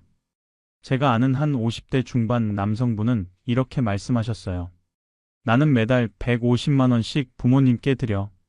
용돈 50만 원, 병원비 50만 원, 나머지 50만 원은 이것저것. 그러다 보니 내 노후 자금은 꿈도 못 꿔. 근데 안 드릴 수도 없잖아. 나를 키워주신 분들인데. 정말 가슴 아픈 이야기죠. 부모님 모시는 건 당연한 도리입니다. 그런데 그 과정에서 내 노후까지 포기해야 하는 건 아니에요. 균형이 필요합니다. 그럼 국민연금은 어떨까요? 많은 분들이 국민연금을 믿고 계세요. 나는 30년 넘게 꼬박꼬박 냈으니까 연금 좀 받겠지. 맞습니다. 받기는 받아요. 그런데 얼마나 받을까요? 평균적으로 국민연금을 30년 납부한 사람이 받는 금액이 한 달에 100만 원에서 150만 원 정도입니다. 많이 낸 사람도 200만 원을 넘기 어려워요. 이 돈으로 한 달을 살 수 있을까요? 집이 있고 대출이 없다면 가능할 수도 있어요. 그런데 전세 살고 월세 내고 병원비 나가고 생활비 쓰다 보면 절대 부족합니다. 게다가 국민연금 고갈 이야기 들어보셨죠? 2050년쯤 되면 기금이 바닥난다는 전망도 있어요. 물론 정부가 손 놓고 있지는 않겠지만 불안한 건 사실입니다. 그럼 어떻게 해야 할까요? 국민연금만으로는 부족하니까 개인연금을 들어야 한다고 전문가들은 말합니다. 그런데 개인연금 들 여력이 있나요? 아이들 교육비, 부모님 병원비, 생활비 내다 보면 개인연금 풋돈이 어디 있어요. 그래서 많은 분들이 이렇게 생각합니다. 그냥 죽을 때까지 일하면 되지 뭐. 실제로 요즘 60대, 70대 어르신들 중에 일하시는 분 정말 많아요. 경비, 청소, 배달, 대리운전. 몸이 아프신데도 일을 놓지 못하는 분들이 많습니다. 이게 우리의 미래가 될 수도 있어요. 35년 열심히 일했는데 60대, 70대에도 또 일해야 하는 거죠. 물론 건강하게 일할 수 있다면 나쁜 건 아니에요. 그런데 선택이 아니라 생존을 위해 어쩔 수 없이 일해야 한다면 그건 슬픈 일입니다. 자, 그럼 이쯤에서 질문 하나 드릴게요. 그렇다면 지금이라도 늦지 않을까요? 50대 중반, 50대 후반, 심지어 60대라도 뭔가 할 수 있는 게 있을까요? 여기에 대한 답을 지금부터 찾아가 보겠습니다. 그 전에 우리가 짚고 넘어가야 할 게 하나 더 있어요. 바로 우리의 소비 습관입니다. 네 번째 주제로 넘어가 볼까요? 여러분, 혹시 이런 경험 있으신가요? 카드 청구서 보고 깜짝 놀란 적. 내가 이렇게 많이 썼나? 분명히 큰돈 쓴 기억은 없는데 말이죠. 이게 바로 소비 습관 속 작은 구멍들이에요. 편의점에서 커피 한 잔 삽니다. 3,000원. 점심 먹고 아메리카노 한 잔 더 삽니다. 또 3,000원. 퇴근길에 목마르니까 음료수 하나 삽니다. 2,000원. 하루에 8,000원이에요. 별로 안 크죠? 그런데 한 달이면 24만 원입니다. 1년이면 288만 원이에요. 에이, 커피 한 잔 마시는 낙도 없이 어떻게 살아요? 라고 반문하실 수 있어요. 맞는 말씀이에요. 저도 커피 좋아합니다. 그런데 문제는 이게 쌓인다는 거예요. 커피만 그런 게 아니라 모든 소비가 그래요. 배달 음식 한번 시켜볼까요? 치킨 한 마리에 2만 원. 거기에 음료수, 사이드 메뉴 추가하면 3만 원 나갑니다. 일주일에 한 번만 시켜도 한 달에 12만 원, 1년이면 144만 원이에요. 외식까지 합치면 더 늘어나겠죠. 그리고 요즘 유행하는 구독 서비스, 여러분은 몇 개나 쓰고 계세요? 넷플릭스, 유튜브 프리미엄, 웨이브, 티빙, 멜론, 오디오북, 신문 구독, 운동 앱, 명상 앱. 하나하나는 만 원, 15,000원이지만 5개만 해도 한 달에 5만 원이 넘어갑니다. 1년이면 60만 원이에요. 제일 무서운 건 이걸 의식하지 못한다는 겁니다. 자동 결제니까요. 카드에서 빠져나가는지도 모르고 지나가요. 심지어 안 쓰는 구독 서비스도 해지 안 하고 계속 돈만 내는 경우도 많아요. 한번 확인해 보세요. 카드 명세서에서 자동 결제 항목이 몇 개나 되는지. 그 중에 한 달에 한 번도 안 쓴 서비스가 분명히 있을 겁니다. 그거 해지만 해도 한 달에 1만 원, 2만 원씩 아낄 수 있어요. 그리고 또 하나, 할인의 함정이 있습니다. 지금 사면 30% 할인, 오늘만 특가. 이런 문구 보면 지갑이 열리죠. 필요 없는 건데도 할인하니까 사야지라고 생각해요. 이게 바로 소비를 부추기는 마케팅 전략인데 우리는 거기에 속습니다. 카드 포인트도 마찬가지예요. 5,000점 모으면 만원 할인. 이러니까 포인트 모으려고 더 소비하게 돼요. 본말이 전도된 거죠. 포인트 받으려고 만원 어치 더 사는 건데 사실 5,000원 손해본 거잖아요. 나를 위한 소비라는 합리화도 있습니다. 나는 평생 가족 위해 살았어. 이 정도 쓰는 거야 당연하지. 백화점에서 옷 한 벌 사고, 좋은 가방 하나 사고, 맛있는 거 먹고. 물론 가끔은 자신에게 투자해야 합니다. 그런데 이게 습관이 되면 문제예요. 한 달에 10만 원씩만 덜 쓴다고 생각해 보세요. 1년이면 120만 원이에요. 10년이면 1200만 원입니다. 이 돈을 저축하거나 투자했다면 어땠을까요? 복리로 불어나서 2천만 원, 3천만 원이 될 수도 있었어요. 실제로 계산을 해봤습니다. 하루에 5천 원씩 절약한다고 쳐봅시다.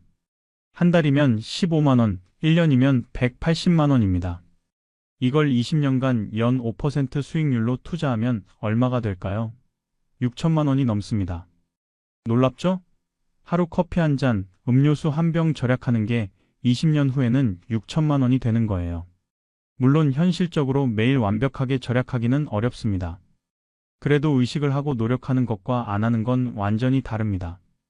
그래서 전문가들은 가계부를 쓰라고 합니다. 귀찮아도 3개월만이라도 써보세요. 매일 뭘 샀는지 기록하는 겁니다. 그럼 보여요. 나 편의점에서 한 달에 이렇게 많이 썼네? 배달 음식이 이렇게 많이 나갔어? 가시화가 되면 절약할 수 있습니다. 요즘은 앱도 많아요. 가계부 앱 깔아서 영수증만 찍으면 자동으로 기록되는 것도 있어요. 카드 사용 내역도 자동으로 연동되고요. 정말 편해졌습니다. 귀찮다는 핑계가 통하지 않아요. 자, 지금까지 우리가 왜 돈을 못 모았는지 4가지를 살펴봤습니다.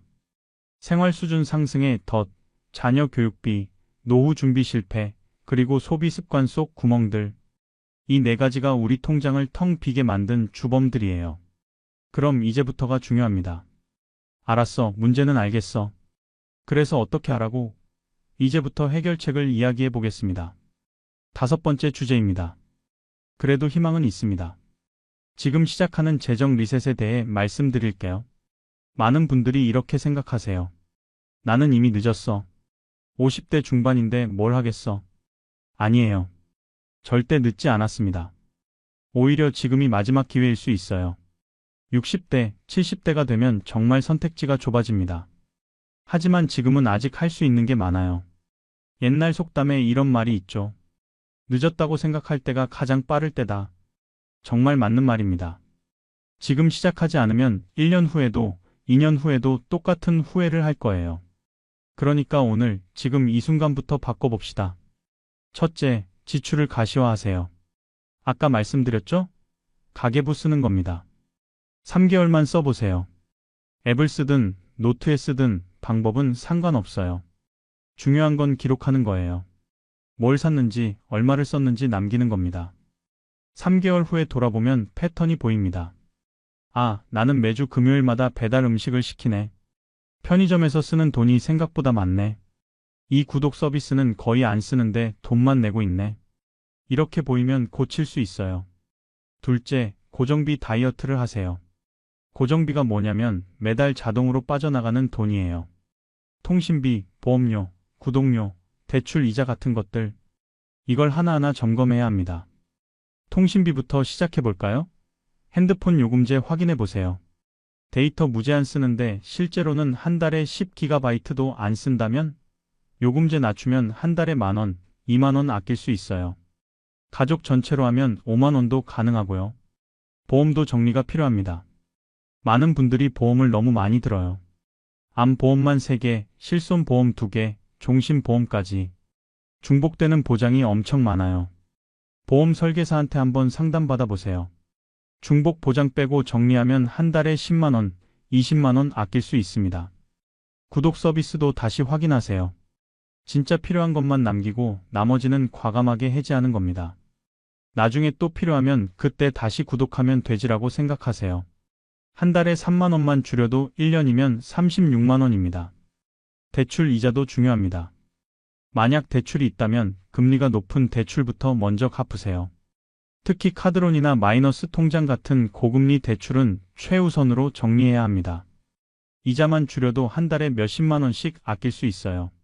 셋째, 비상금부터 만드세요. 많은 재무 전문가들이 말합니다. 투자는 나중이고 일단 비상금부터 모으라고요. 비상금이 뭐냐면 갑자기 돈이 필요할 때 쓸 수 있는 돈이에요. 예를 들어 갑자기 차가 고장 나거나 병원비가 나가거나 경조사가 겹치거나 할 때 쓰는 거죠. 이게 없으면 어떻게 될까요? 카드를 긁거나 대출을 받게 됩니다. 그럼 또 이자가 붙어서 악순환이 시작돼요. 비상금은 얼마나 필요할까요? 최소 300만원, 여유 있으면 600만원 정도면 좋습니다. 그런 큰 돈을 어떻게 모아요? 라고 물으실 수 있어요.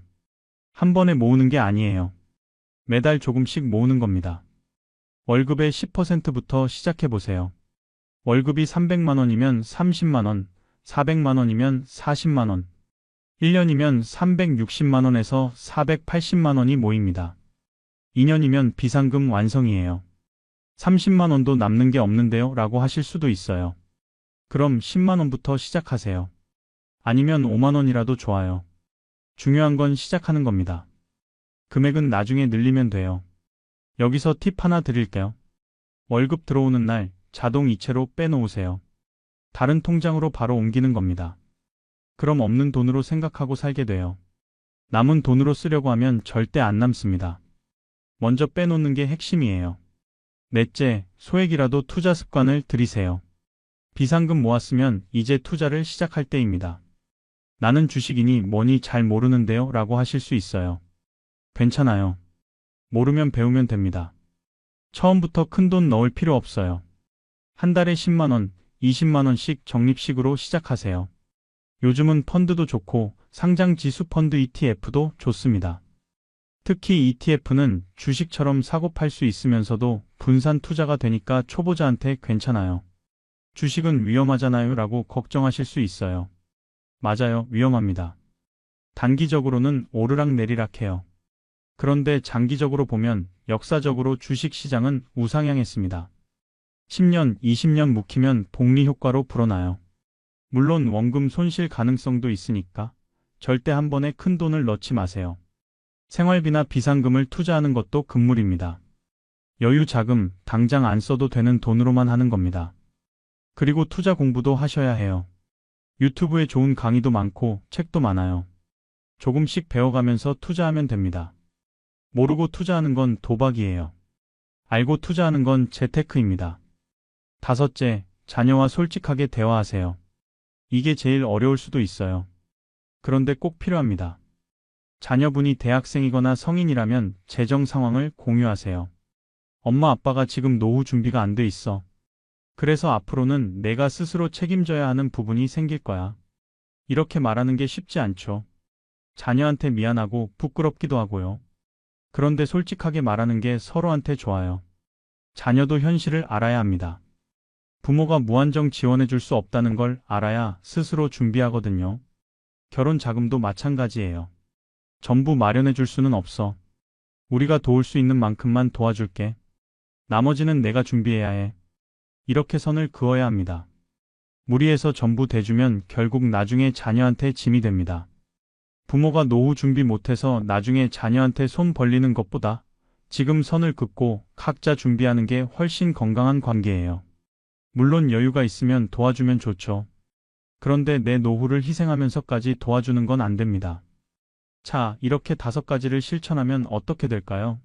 당장 부자가 되지는 않아요. 하지만 달라집니다.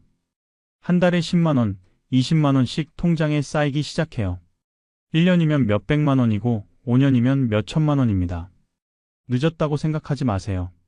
50대에 시작해도 60대 중반이면 7천만 원, 8천만 원을 모을 수 있어요. 이게 있고 없고의 차이는 엄청 큽니다. 국민연금 100만 원에 이 돈 조금씩 쓰면서 살면 적어도 최소한의 존엄은 지킬 수 있어요. 그런데 여기서 한 가지 더 생각해 볼 게 있습니다. 바로 새로운 수입원을 만드는 거예요. 6번째 주제로 넘어가 볼까요? 50대 이후에도, 아니, 오히려 50대 이후에 새로운 수입원을 만들 수 있습니다. 나이 들어서 무슨 수입원을 만들어요 라고 생각하실 수 있는데 요즘은 시대가 달라요. 평균 수명이 80세를 넘었습니다. 건강 수명도 70세가 넘어요. 60세에 퇴직해도 20년, 30년을 더 살아야 한다는 뜻이에요. 그 긴 시간을 연금만으로 버티기는 힘듭니다. 그래서 일을 해야 해요. 그런데 단순히 생계형 아르바이트가 아니라 내가 가진 경험과 지식을 활용한 일을 하는 겁니다. 30년, 40년 직장 생활하면서 쌓은 게 많잖아요.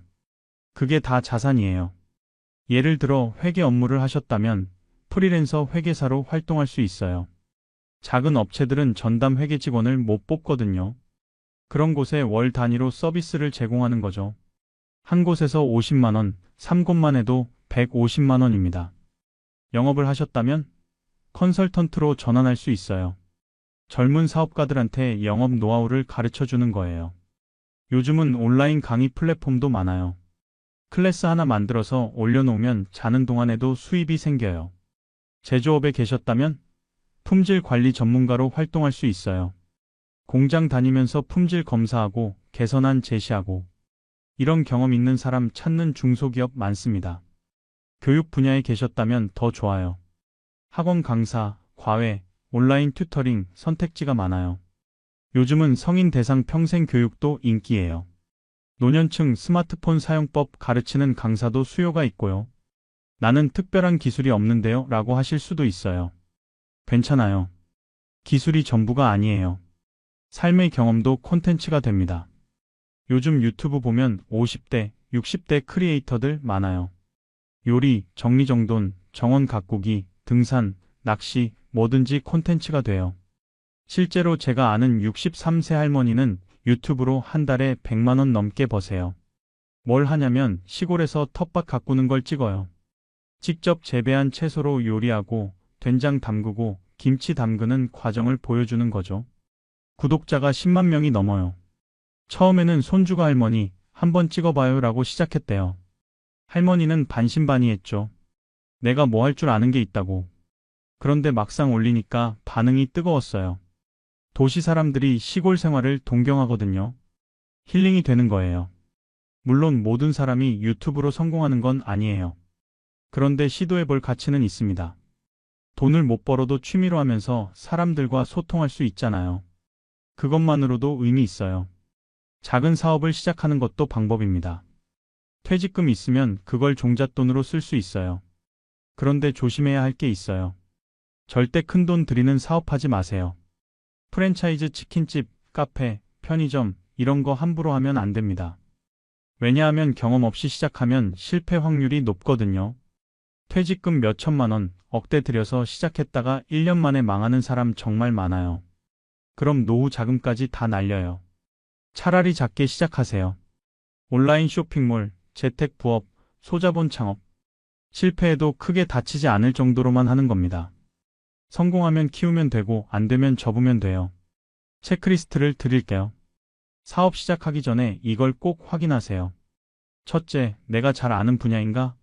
전혀 모르는 분야는 피하세요. 둘째, 초기 투자 비용이 적당한가? 3천만 원 넘어가면 위험해요. 셋째, 고정비가 낮은가? 매달 나가는 돈이 많으면 부담돼요. 넷째, 나 혼자 할 수 있는가? 직원 쓰면 인건비 부담이 커요.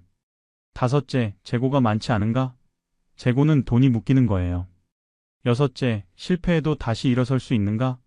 이게 제일 중요해요. 이 6가지를 통과하는 사업이라면 시도해 볼 만합니다. 그렇지 않다면 재고하세요.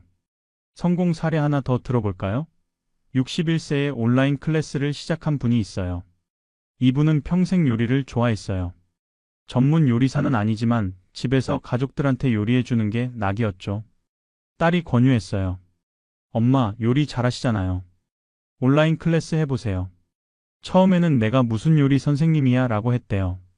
그런데 딸이 계속 설득했고 결국 시작했어요. 클래스 주제는 50년 경력 주부가 알려주는 집밥 비법이었어요.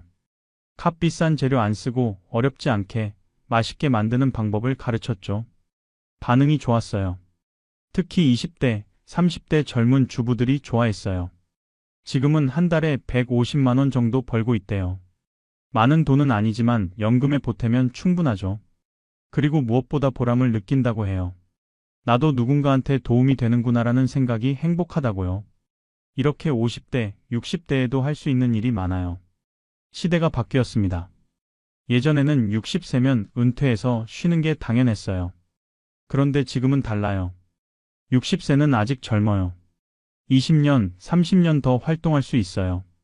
그러니까 너무 좌절하지 마세요. 나는 이미 늦었어라고 포기하지 마세요. 지금부터가 제이막이에요. 35년 일한 경험, 그 모든 게 자산입니다. 그걸 어떻게 활용하느냐가 중요해요. 자, 이제 정리해 볼까요? 오늘 우리가 이야기한 내용이 참 많았죠. 1시간 동안 여러분과 함께 우리의 재정 현실을 냉정하게 들여다봤습니다. 쉽지 않은 이야기였을 거예요. 어떤 분은 가슴이 아프셨을 수도 있고 어떤 분은 내 이야기네라며 공감하셨을 수도 있어요. 핵심만 다시 정리해 드릴게요. 첫째, 우리가 돈을 못 모은 건 게을러서가 아니에요. 생활 수준 상승의 덫, 자녀 교육비, 부모님 봉양, 소비 습관 속 구멍들, 이런 구조적인 문제들이 겹쳐 있었어요. 하지만 이제 우리는 이걸 알았어요. 아는 것과 모르는 것의 차이는 엄청납니다. 둘째, 지금이라도 늦지 않았어요. 오늘부터 지출을 가시화하고 고정비를 줄이고 비상금을 모으고 소액이라도 투자하고 자녀와 솔직하게 대화하면 바뀝니다. 한 달에 10만 원, 20만 원씩만 모아도 5년 후에는 달라져 있을 거예요. 셋째, 새로운 수입원을 만드세요. 30년, 40년 쌓은 경험은 자산이에요. 그걸 활용해서 프리랜서로 일하거나 강의를 하거나 컨설팅을 하거나 온라인 콘텐츠를 만들거나 작은 사업을 시작할 수 있어요. 나이는 숫자일 뿐이에요. 넷째, 무엇보다 중요한 건 지금 시작하는 거예요. 내일부터 할 게가 아니라 오늘부터 할 게예요. 작은 것부터 시작하세요. 오늘 가계부 앱 하나 깔아보세요. 안 쓰는 구독 서비스 하나 해지해보세요. 그것만으로도 시작이에요. 다섯째, 너무 자책하지 마세요. 여러분은 잘못한 게 없어요. 정말 최선을 다해 살아오셨어요. 가족 위해 희생하고 부모님 모시고 직장에서 성실하게 일했어요. 그 모든 게 값진 거예요. 다만 재정 관리를 조금 놓쳤을 뿐이에요. 그건 지금부터 고치면 돼요. 여섯째, 희망을 가지세요. 35년 일했는데 통장에 남은 게 없다고 해서 인생이 끝난 건 아니에요. 아직 10년, 20년, 30년이 남았어요. 그 시간을 어떻게 쓰느냐에 따라 완전히 달라질 수 있어요. 오늘 당장 할 수 있는 3가지를 말씀드릴게요. 첫째, 가계부 앱을 깔으세요. 그리고 오늘부터 3개월만 써보세요. 뭘 샀는지, 얼마 썼는지 기록하세요. 둘째, 카드 명세서를 확인하세요. 자동 결제 항목 중에 안 쓰는 거 있으면 바로 해지하세요. 5분이면 됩니다. 셋째, 가족과 대화하세요. 배우자가 있다면 같이 앉아서 재정 계획을 세워보세요. 자녀가 있다면 솔직하게 이야기 나눠보세요. 이 3가지만 해도 달라집니다. 진짜예요. 제가 여러분께 거짓말할 이유가 없잖아요. 그리고 마지막으로 한 가지 더 말씀드릴게요. 여러분은 소중한 사람이에요. 35년, 40년 일하면서 사회에 기여했어요. 세금 내고 경제활동하고 가정 꾸리고 자녀 키웠어요. 그 모든 게 대단한 거예요. 통장에 돈이 없다고 해서 여러분의 가치가 떨어지는 건 아니에요. 돈은 도구일 뿐이에요. 물론 중요하죠. 노후에 돈 없으면 힘들어요. 그래서 우리가 지금 준비하는 거예요.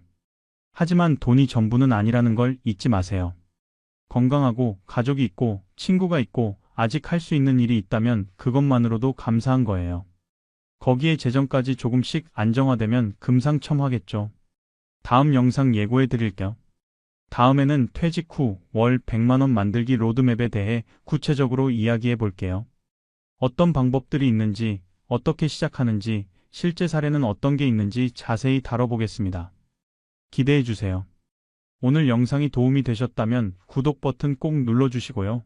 좋아요와 알림 설정도 해주시면 감사하겠습니다.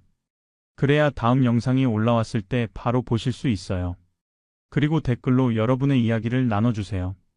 나도 비슷한 상황이야. 나는 이렇게 극복했어. 이런 것도 궁금해. 뭐든 좋아요. 댓글 하나하나 다 읽어요.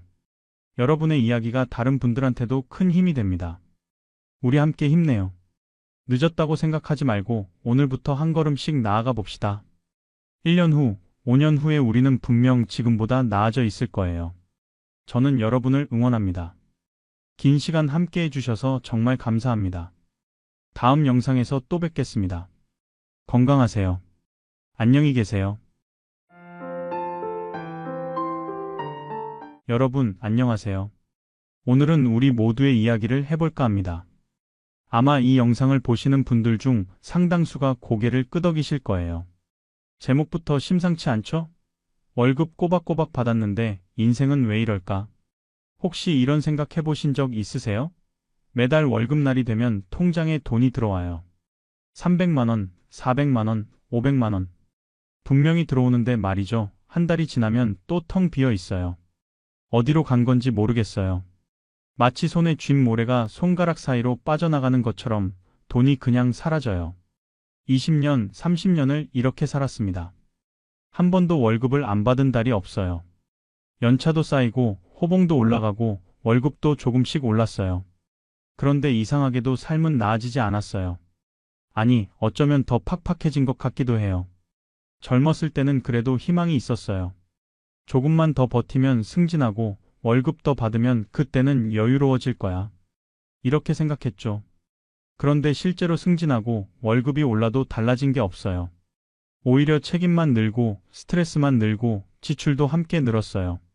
주변을 둘러보면 다들 그럭저럭 잘 사는 것 같아요. 새 차 뽑았다는 소식도 들리고 해외여행 다녀왔다는 사진도 보이고 아파트 옮겼다는 얘기도 들려요. 나만 이러나? 싶어서 더 외로워요. 나만 뭔가 잘못 살고 있는 건가? 이런 생각이 들어요. 오늘 이 영상에서는 그 이유를 함께 찾아보려고 합니다. 왜 월급은 꼬박꼬박 받는데 인생은 나아지지 않는 건지 도대체 뭐가 문제인지 말이에요. 그리고 더 중요한 건 이제라도 어떻게 바꿀 수 있는지도 함께 이야기해 보겠습니다. 한 시간이 조금 길게 느껴지실 수도 있어요. 하지만 이 시간이 여러분의 남은 인생을 바꿀 수 있습니다. 불편하고 아픈 이야기도 있을 거예요. 하지만 정확히 알아야 고칠 수 있잖아요. 끝까지 함께 해주세요. 자, 그럼 시작해 볼까요? 첫 번째 질문입니다. 월급쟁이의 잔인한 진실, 우리가 몰랐던 것들은 무엇일까요? 많은 분들이 월급을 안정적인 수입이라고 생각하세요. 맞는 말이에요. 매달 정해진 날짜에 정해진 금액이 들어오니까요. 사업하는 사람들처럼 이번 달 수입이 얼마가 될지 모르는 불안함은 없어요. 그래서 우리는 그래도 월급쟁이가 안정적이야 라고 말합니다. 그런데 말이죠. 여기에 함정이 있어요. 안정적이라는 것과 부자가 되는 것은 완전히 다른 이야기예요.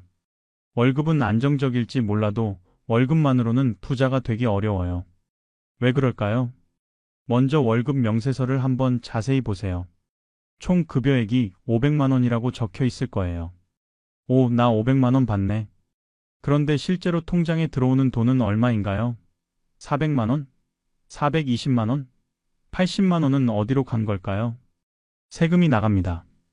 소득세, 지방소득세, 그리고 4대 보험이 빠져요. 국민연금, 건강보험, 고용보험, 산재보험. 하나하나는 작아 보여도 합치면 엄청나요. 총 급여의 15%에서 20%가 이렇게 사라져요.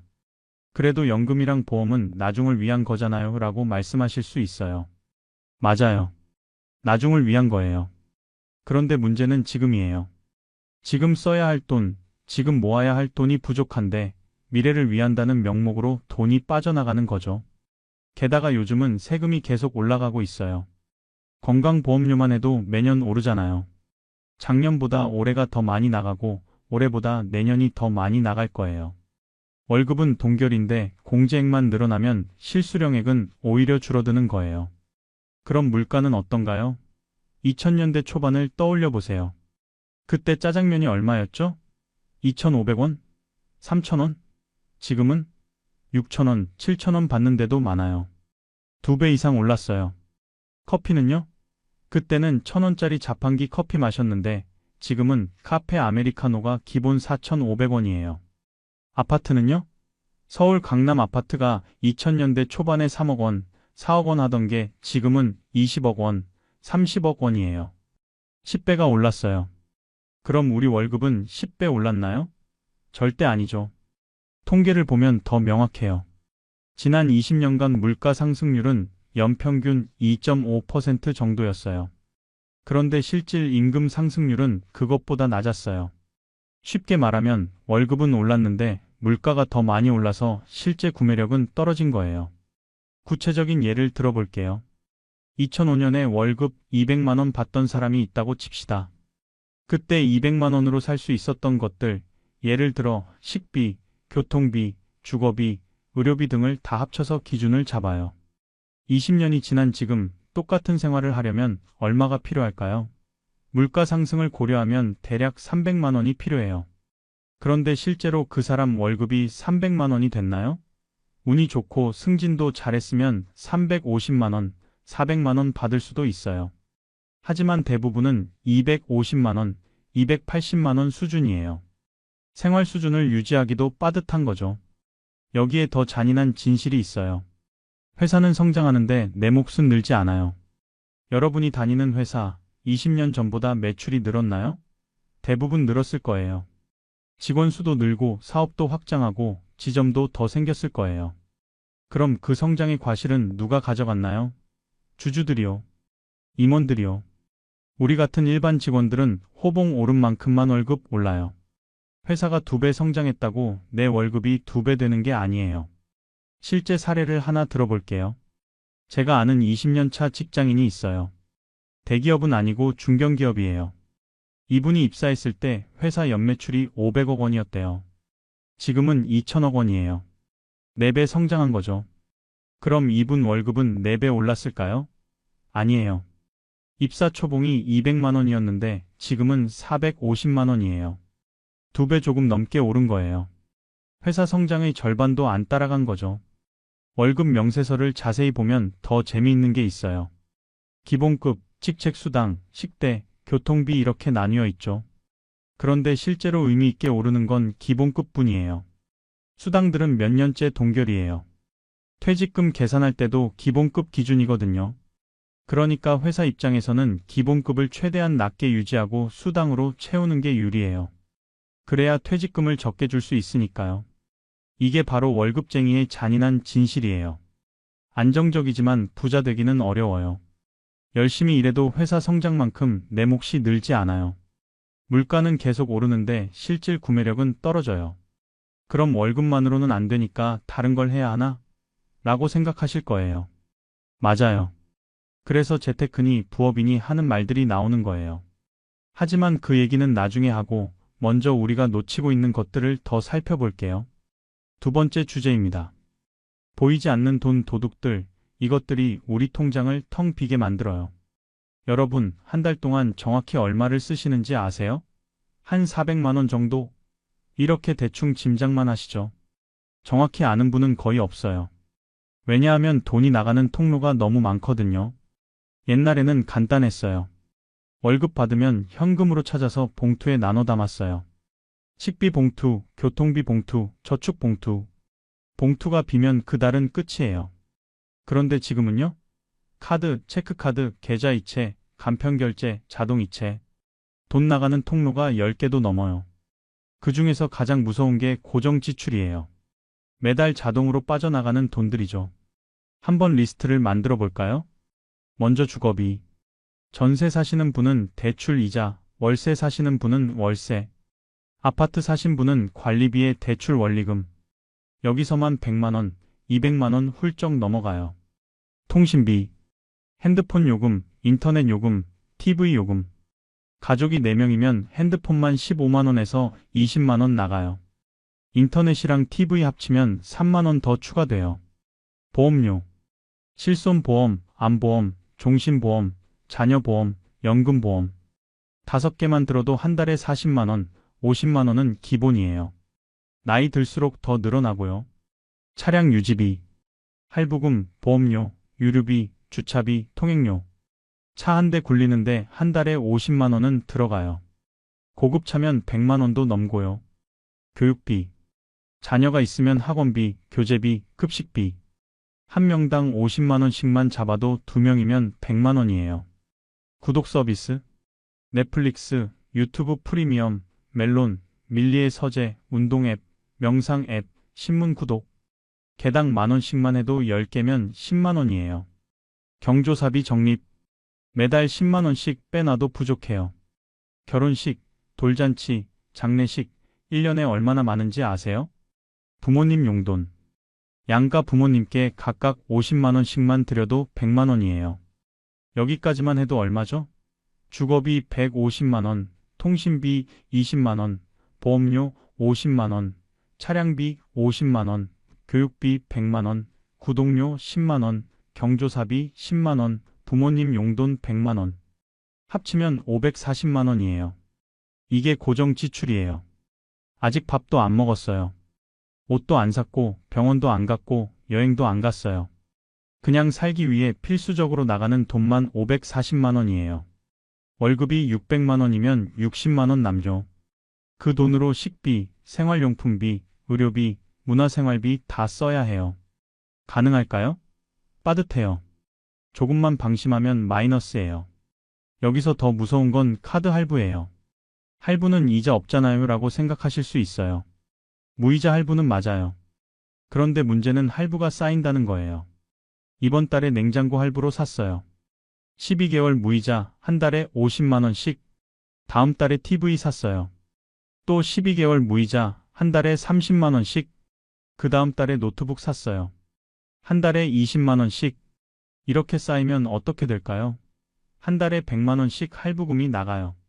무이자니까 손해는 아니에요. 그런데 현금 흐름이 막혀요. 100만 원을 할부금으로 내야 하니까 저축할 여력이 없어지는 거죠. 게다가 할부는 심리적 방어막을 낮춰요. 200만 원짜리 TV를 일시불로 사려면 고민하게 돼요. 진짜 필요한가? 이 돈이면 다른 데 쓸 수도 있는데. 그런데 할부면? 한 달에 16만 원이면 괜찮은데? 이렇게 생각하게 돼요. 실제로는 200만 원을 쓰는 건데 16만 원처럼 느껴지는 거죠. 이게 할부의 함정이에요. 큰돈 쓰는 느낌이 안 드니까 지출이 늘어나요. 그리고 유이자 할부도 문제예요. 할부 이자 연 10%라고 하면 별로 안 커 보여요. 그런데 실제로 계산해보면 엄청나요.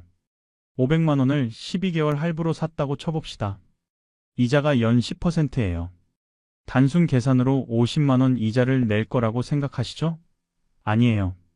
실제로는 27만 원 정도 내요. 왜 그러냐면 매달 원금을 갚잖아요. 첫 달에는 500만 원에 대한 이자를 내지만 두 번째 달에는 450만 원에 대한 이자만 내면 돼요. 이렇게 줄어들어요. 그래도 27만 원이면 적지 않아요. 카드 돌려막기는 더 심각해요. 어카드 결제일에 돈이 없어서 B카드로 현금 서비스 받아서 갚아요. 그럼 B카드 이자가 붙어요. B카드 결제일에는 C카드로 또 막아요. 이게 반복되면 이자가 눈덩이처럼 불어나요. 제가 아는 분은 카드 5장을 돌려막다가 원금은 300만 원인데 이자가 100만 원까지 불었어요. 결국 대출 받아서 카드값 다 갚고 정리했대요. 그런데 또 카드 쓰기 시작하면서 똑같은 상황이 반복됐고요. 작은 사치도 무시 못해요. 나 오늘 힘들었으니까 치킨 시켜 먹자. 25,000원. 주말인데 가족들이랑 외식하자. 10만원. 스트레스 받았으니까 쇼핑이나 할까? 5만원. 하나하나는 작아요. 그런데 이게 한 달에 몇 번씩 반복되면 한 달에 30만원, 40만원이 이렇게 나가요. 1년이면 360만원에서 480만원이에요. 그 정도 쓰면서 사는 거 당연하지 않아요? 라고 하실 수 있어요. 맞아요. 당연해요. 인간답게 살려면 가끔 외식도 하고 옷도 사고 스트레스도 풀어야죠. 문제는 우리가 그걸 인식하지 못한다는 거예요.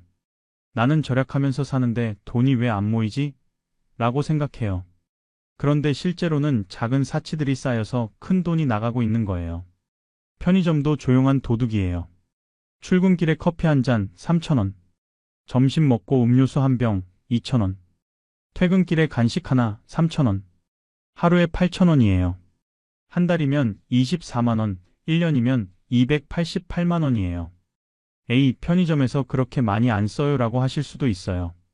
그럼 한번 확인해 보세요. 편의점 앱 깔려 있으시죠? 거기 들어가서 지난달 사용 금액 보세요. 생각보다 훨씬 많을 거예요. 배달 앱은 더해요. 한 번 시키면 최소 2만원은 나가잖아요.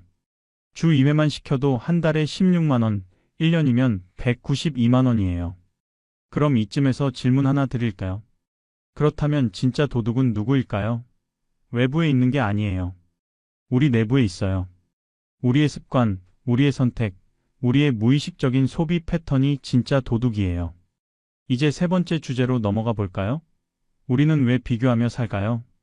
인간은 사회적 동물이에요. 혼자서는 살 수 없고 다른 사람들과의 관계 속에서 살아가죠. 그런데 이 관계가 때로는 독이 돼요. 특히 비교할 때 말이에요. 옆집을 보세요. 비슷한 시기에 결혼했고, 비슷한 나이에 아이 낳았고, 비슷한 직장 다니는데 저 집은 외제차를 몰아요. 우리 집은 국산차인데 우리도 바꿔야 하나? 직장 동료를 보세요. 같이 입사했는데 저 친구는 강남 아파트 샀대요. 어떻게 그 돈을 모았지? 부모님이 도와주셨나? 부러워요. 그리고 동시에 초조해져요. 나도 뭔가 해야 하는데. SNS를 열어봐요. 대학 동창은 해외여행 사진을 올렸어요. 몰디브, 유럽, 하와이. 좋겠다. 나는 언제 저렇게 가보나. 고등학교 친구는 새 집 들어갔다고 인테리어 사진을 올렸어요. 와, 진짜 예쁘다. 나는 언제 저런 집에서 살까? 이렇게 비교하다 보면 내 삶이 초라해 보여요. 분명히 나도 열심히 살고 있는데 남들보다 뒤처진 것 같아요. 그래서 뭘 하게 될까요? 소비를 해요. 비교당하지 않으려고, 뒤처지지 않으려고 소비를 하는 거예요. 차를 바꿔요. 별로 불편하지 않았는데 그래도 10년 됐으니까 요즘 다들 SUV 타던데 이런 이유로 바꿔요. 4천만 원짜리 차를 팔고 7천만 원짜리 차를 사요. 3천만 원 더 들어가는 거죠. 아파트를 옮겨요. 지금 사는 곳도 괜찮은데 애들 교육 생각하면 강남으로 가야지 학군이 좋은 데로 가야 애가 좋은 대학까지 이렇게 생각해요. 전세 보증금 2억 원 더 들어가고 대출도 더 받아요. 아이들 학원을 늘려요. 영어, 수학은 기본이고 코딩, 중국어, 피아노, 미술까지. 옆집 애는 5개 다니던데 우리 애만 뒤처지면 안 되지. 한 달에 150만 원이 학원비로 나가요. 명품 가방을 사요. 동창 모임에 나갔는데 다들 명품 들고 왔어요. 나만 노브랜드 가방이면 왠지 초라해 보여요. 한 번쯤은 괜찮겠지. 300만 원짜리 가방을 할부로 사요. 이게 바로 비교 소비예요. 진짜 필요해서가 아니라 남들과 비교당하기 싫어서 하는 소비죠. 이게 얼마나 무서운지 아세요? 끝이 없어요. 위를 보면 한도 끝도 없거든요. 저보다 잘 사는 사람은 항상 있어요. 더 좋은 차, 더 좋은 집, 더 좋은 옷, 더 비싼 여행. 그 사람들과 비교하기 시작하면 내 지갑은 파닥나요. 특히 SNS가 이걸 부추겨요. 옛날에는 비교 대상이 주변 사람들 뿐이었어요. 동네 사람, 직장 동료, 친구. 그런데 지금은요? 전국 사람들이 비교 대상이에요. 인스타그램 열면 연예인, 인플루언서들이 멋진 삶을 보여줘요. 고급 레스토랑에서 밥 먹고 명품 들고 해외 리조트에서 휴가 보내고 와, 저렇게 사는 거구나. 나도 저렇게 살고 싶다. 그런데 그게 다 진짜일까요? 아니에요. 대부분 협찬이에요. 공짜로 받아서 찍은 거예요. 아니면 빚내서 하루 이틀 폼 잡은 거예요. 실제 삶은 전혀 다를 수 있어요. 하지만 우리는 그걸 몰라요. 보이는 것만 보고 판단해요. 그리고 내 삶과 비교하면서 불행해져요. 나는 왜 이렇게 못 살까? 나는 뭘 잘못한 걸까? 이런 생각이 들면 보상 소비를 하게 돼요. 나도 가끔은 사치 부릴 자격 있어. 이 정도 해도 괜찮아. 백화점 가서 비싼 옷 사고 고급 레스토랑 가서 밥 먹고 명품 화장품 사요. 그 순간은 기분이 좋아요. 나도 이런 거 할 수 있어. 그런데 카드값 나올 때는요? 후회해요. 내가 왜 그랬지? 진짜 필요한 것도 아니었는데. 남들 다 하는데 우리만 안 할 순 없잖아라는 말 정말 많이 들어봤죠?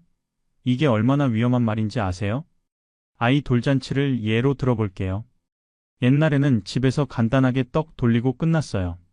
그런데 요즘은요? 호텔 빌려서 100명, 200명 초대하고 사진사 불러서 스냅 사진 찍고 영상도 만들어요.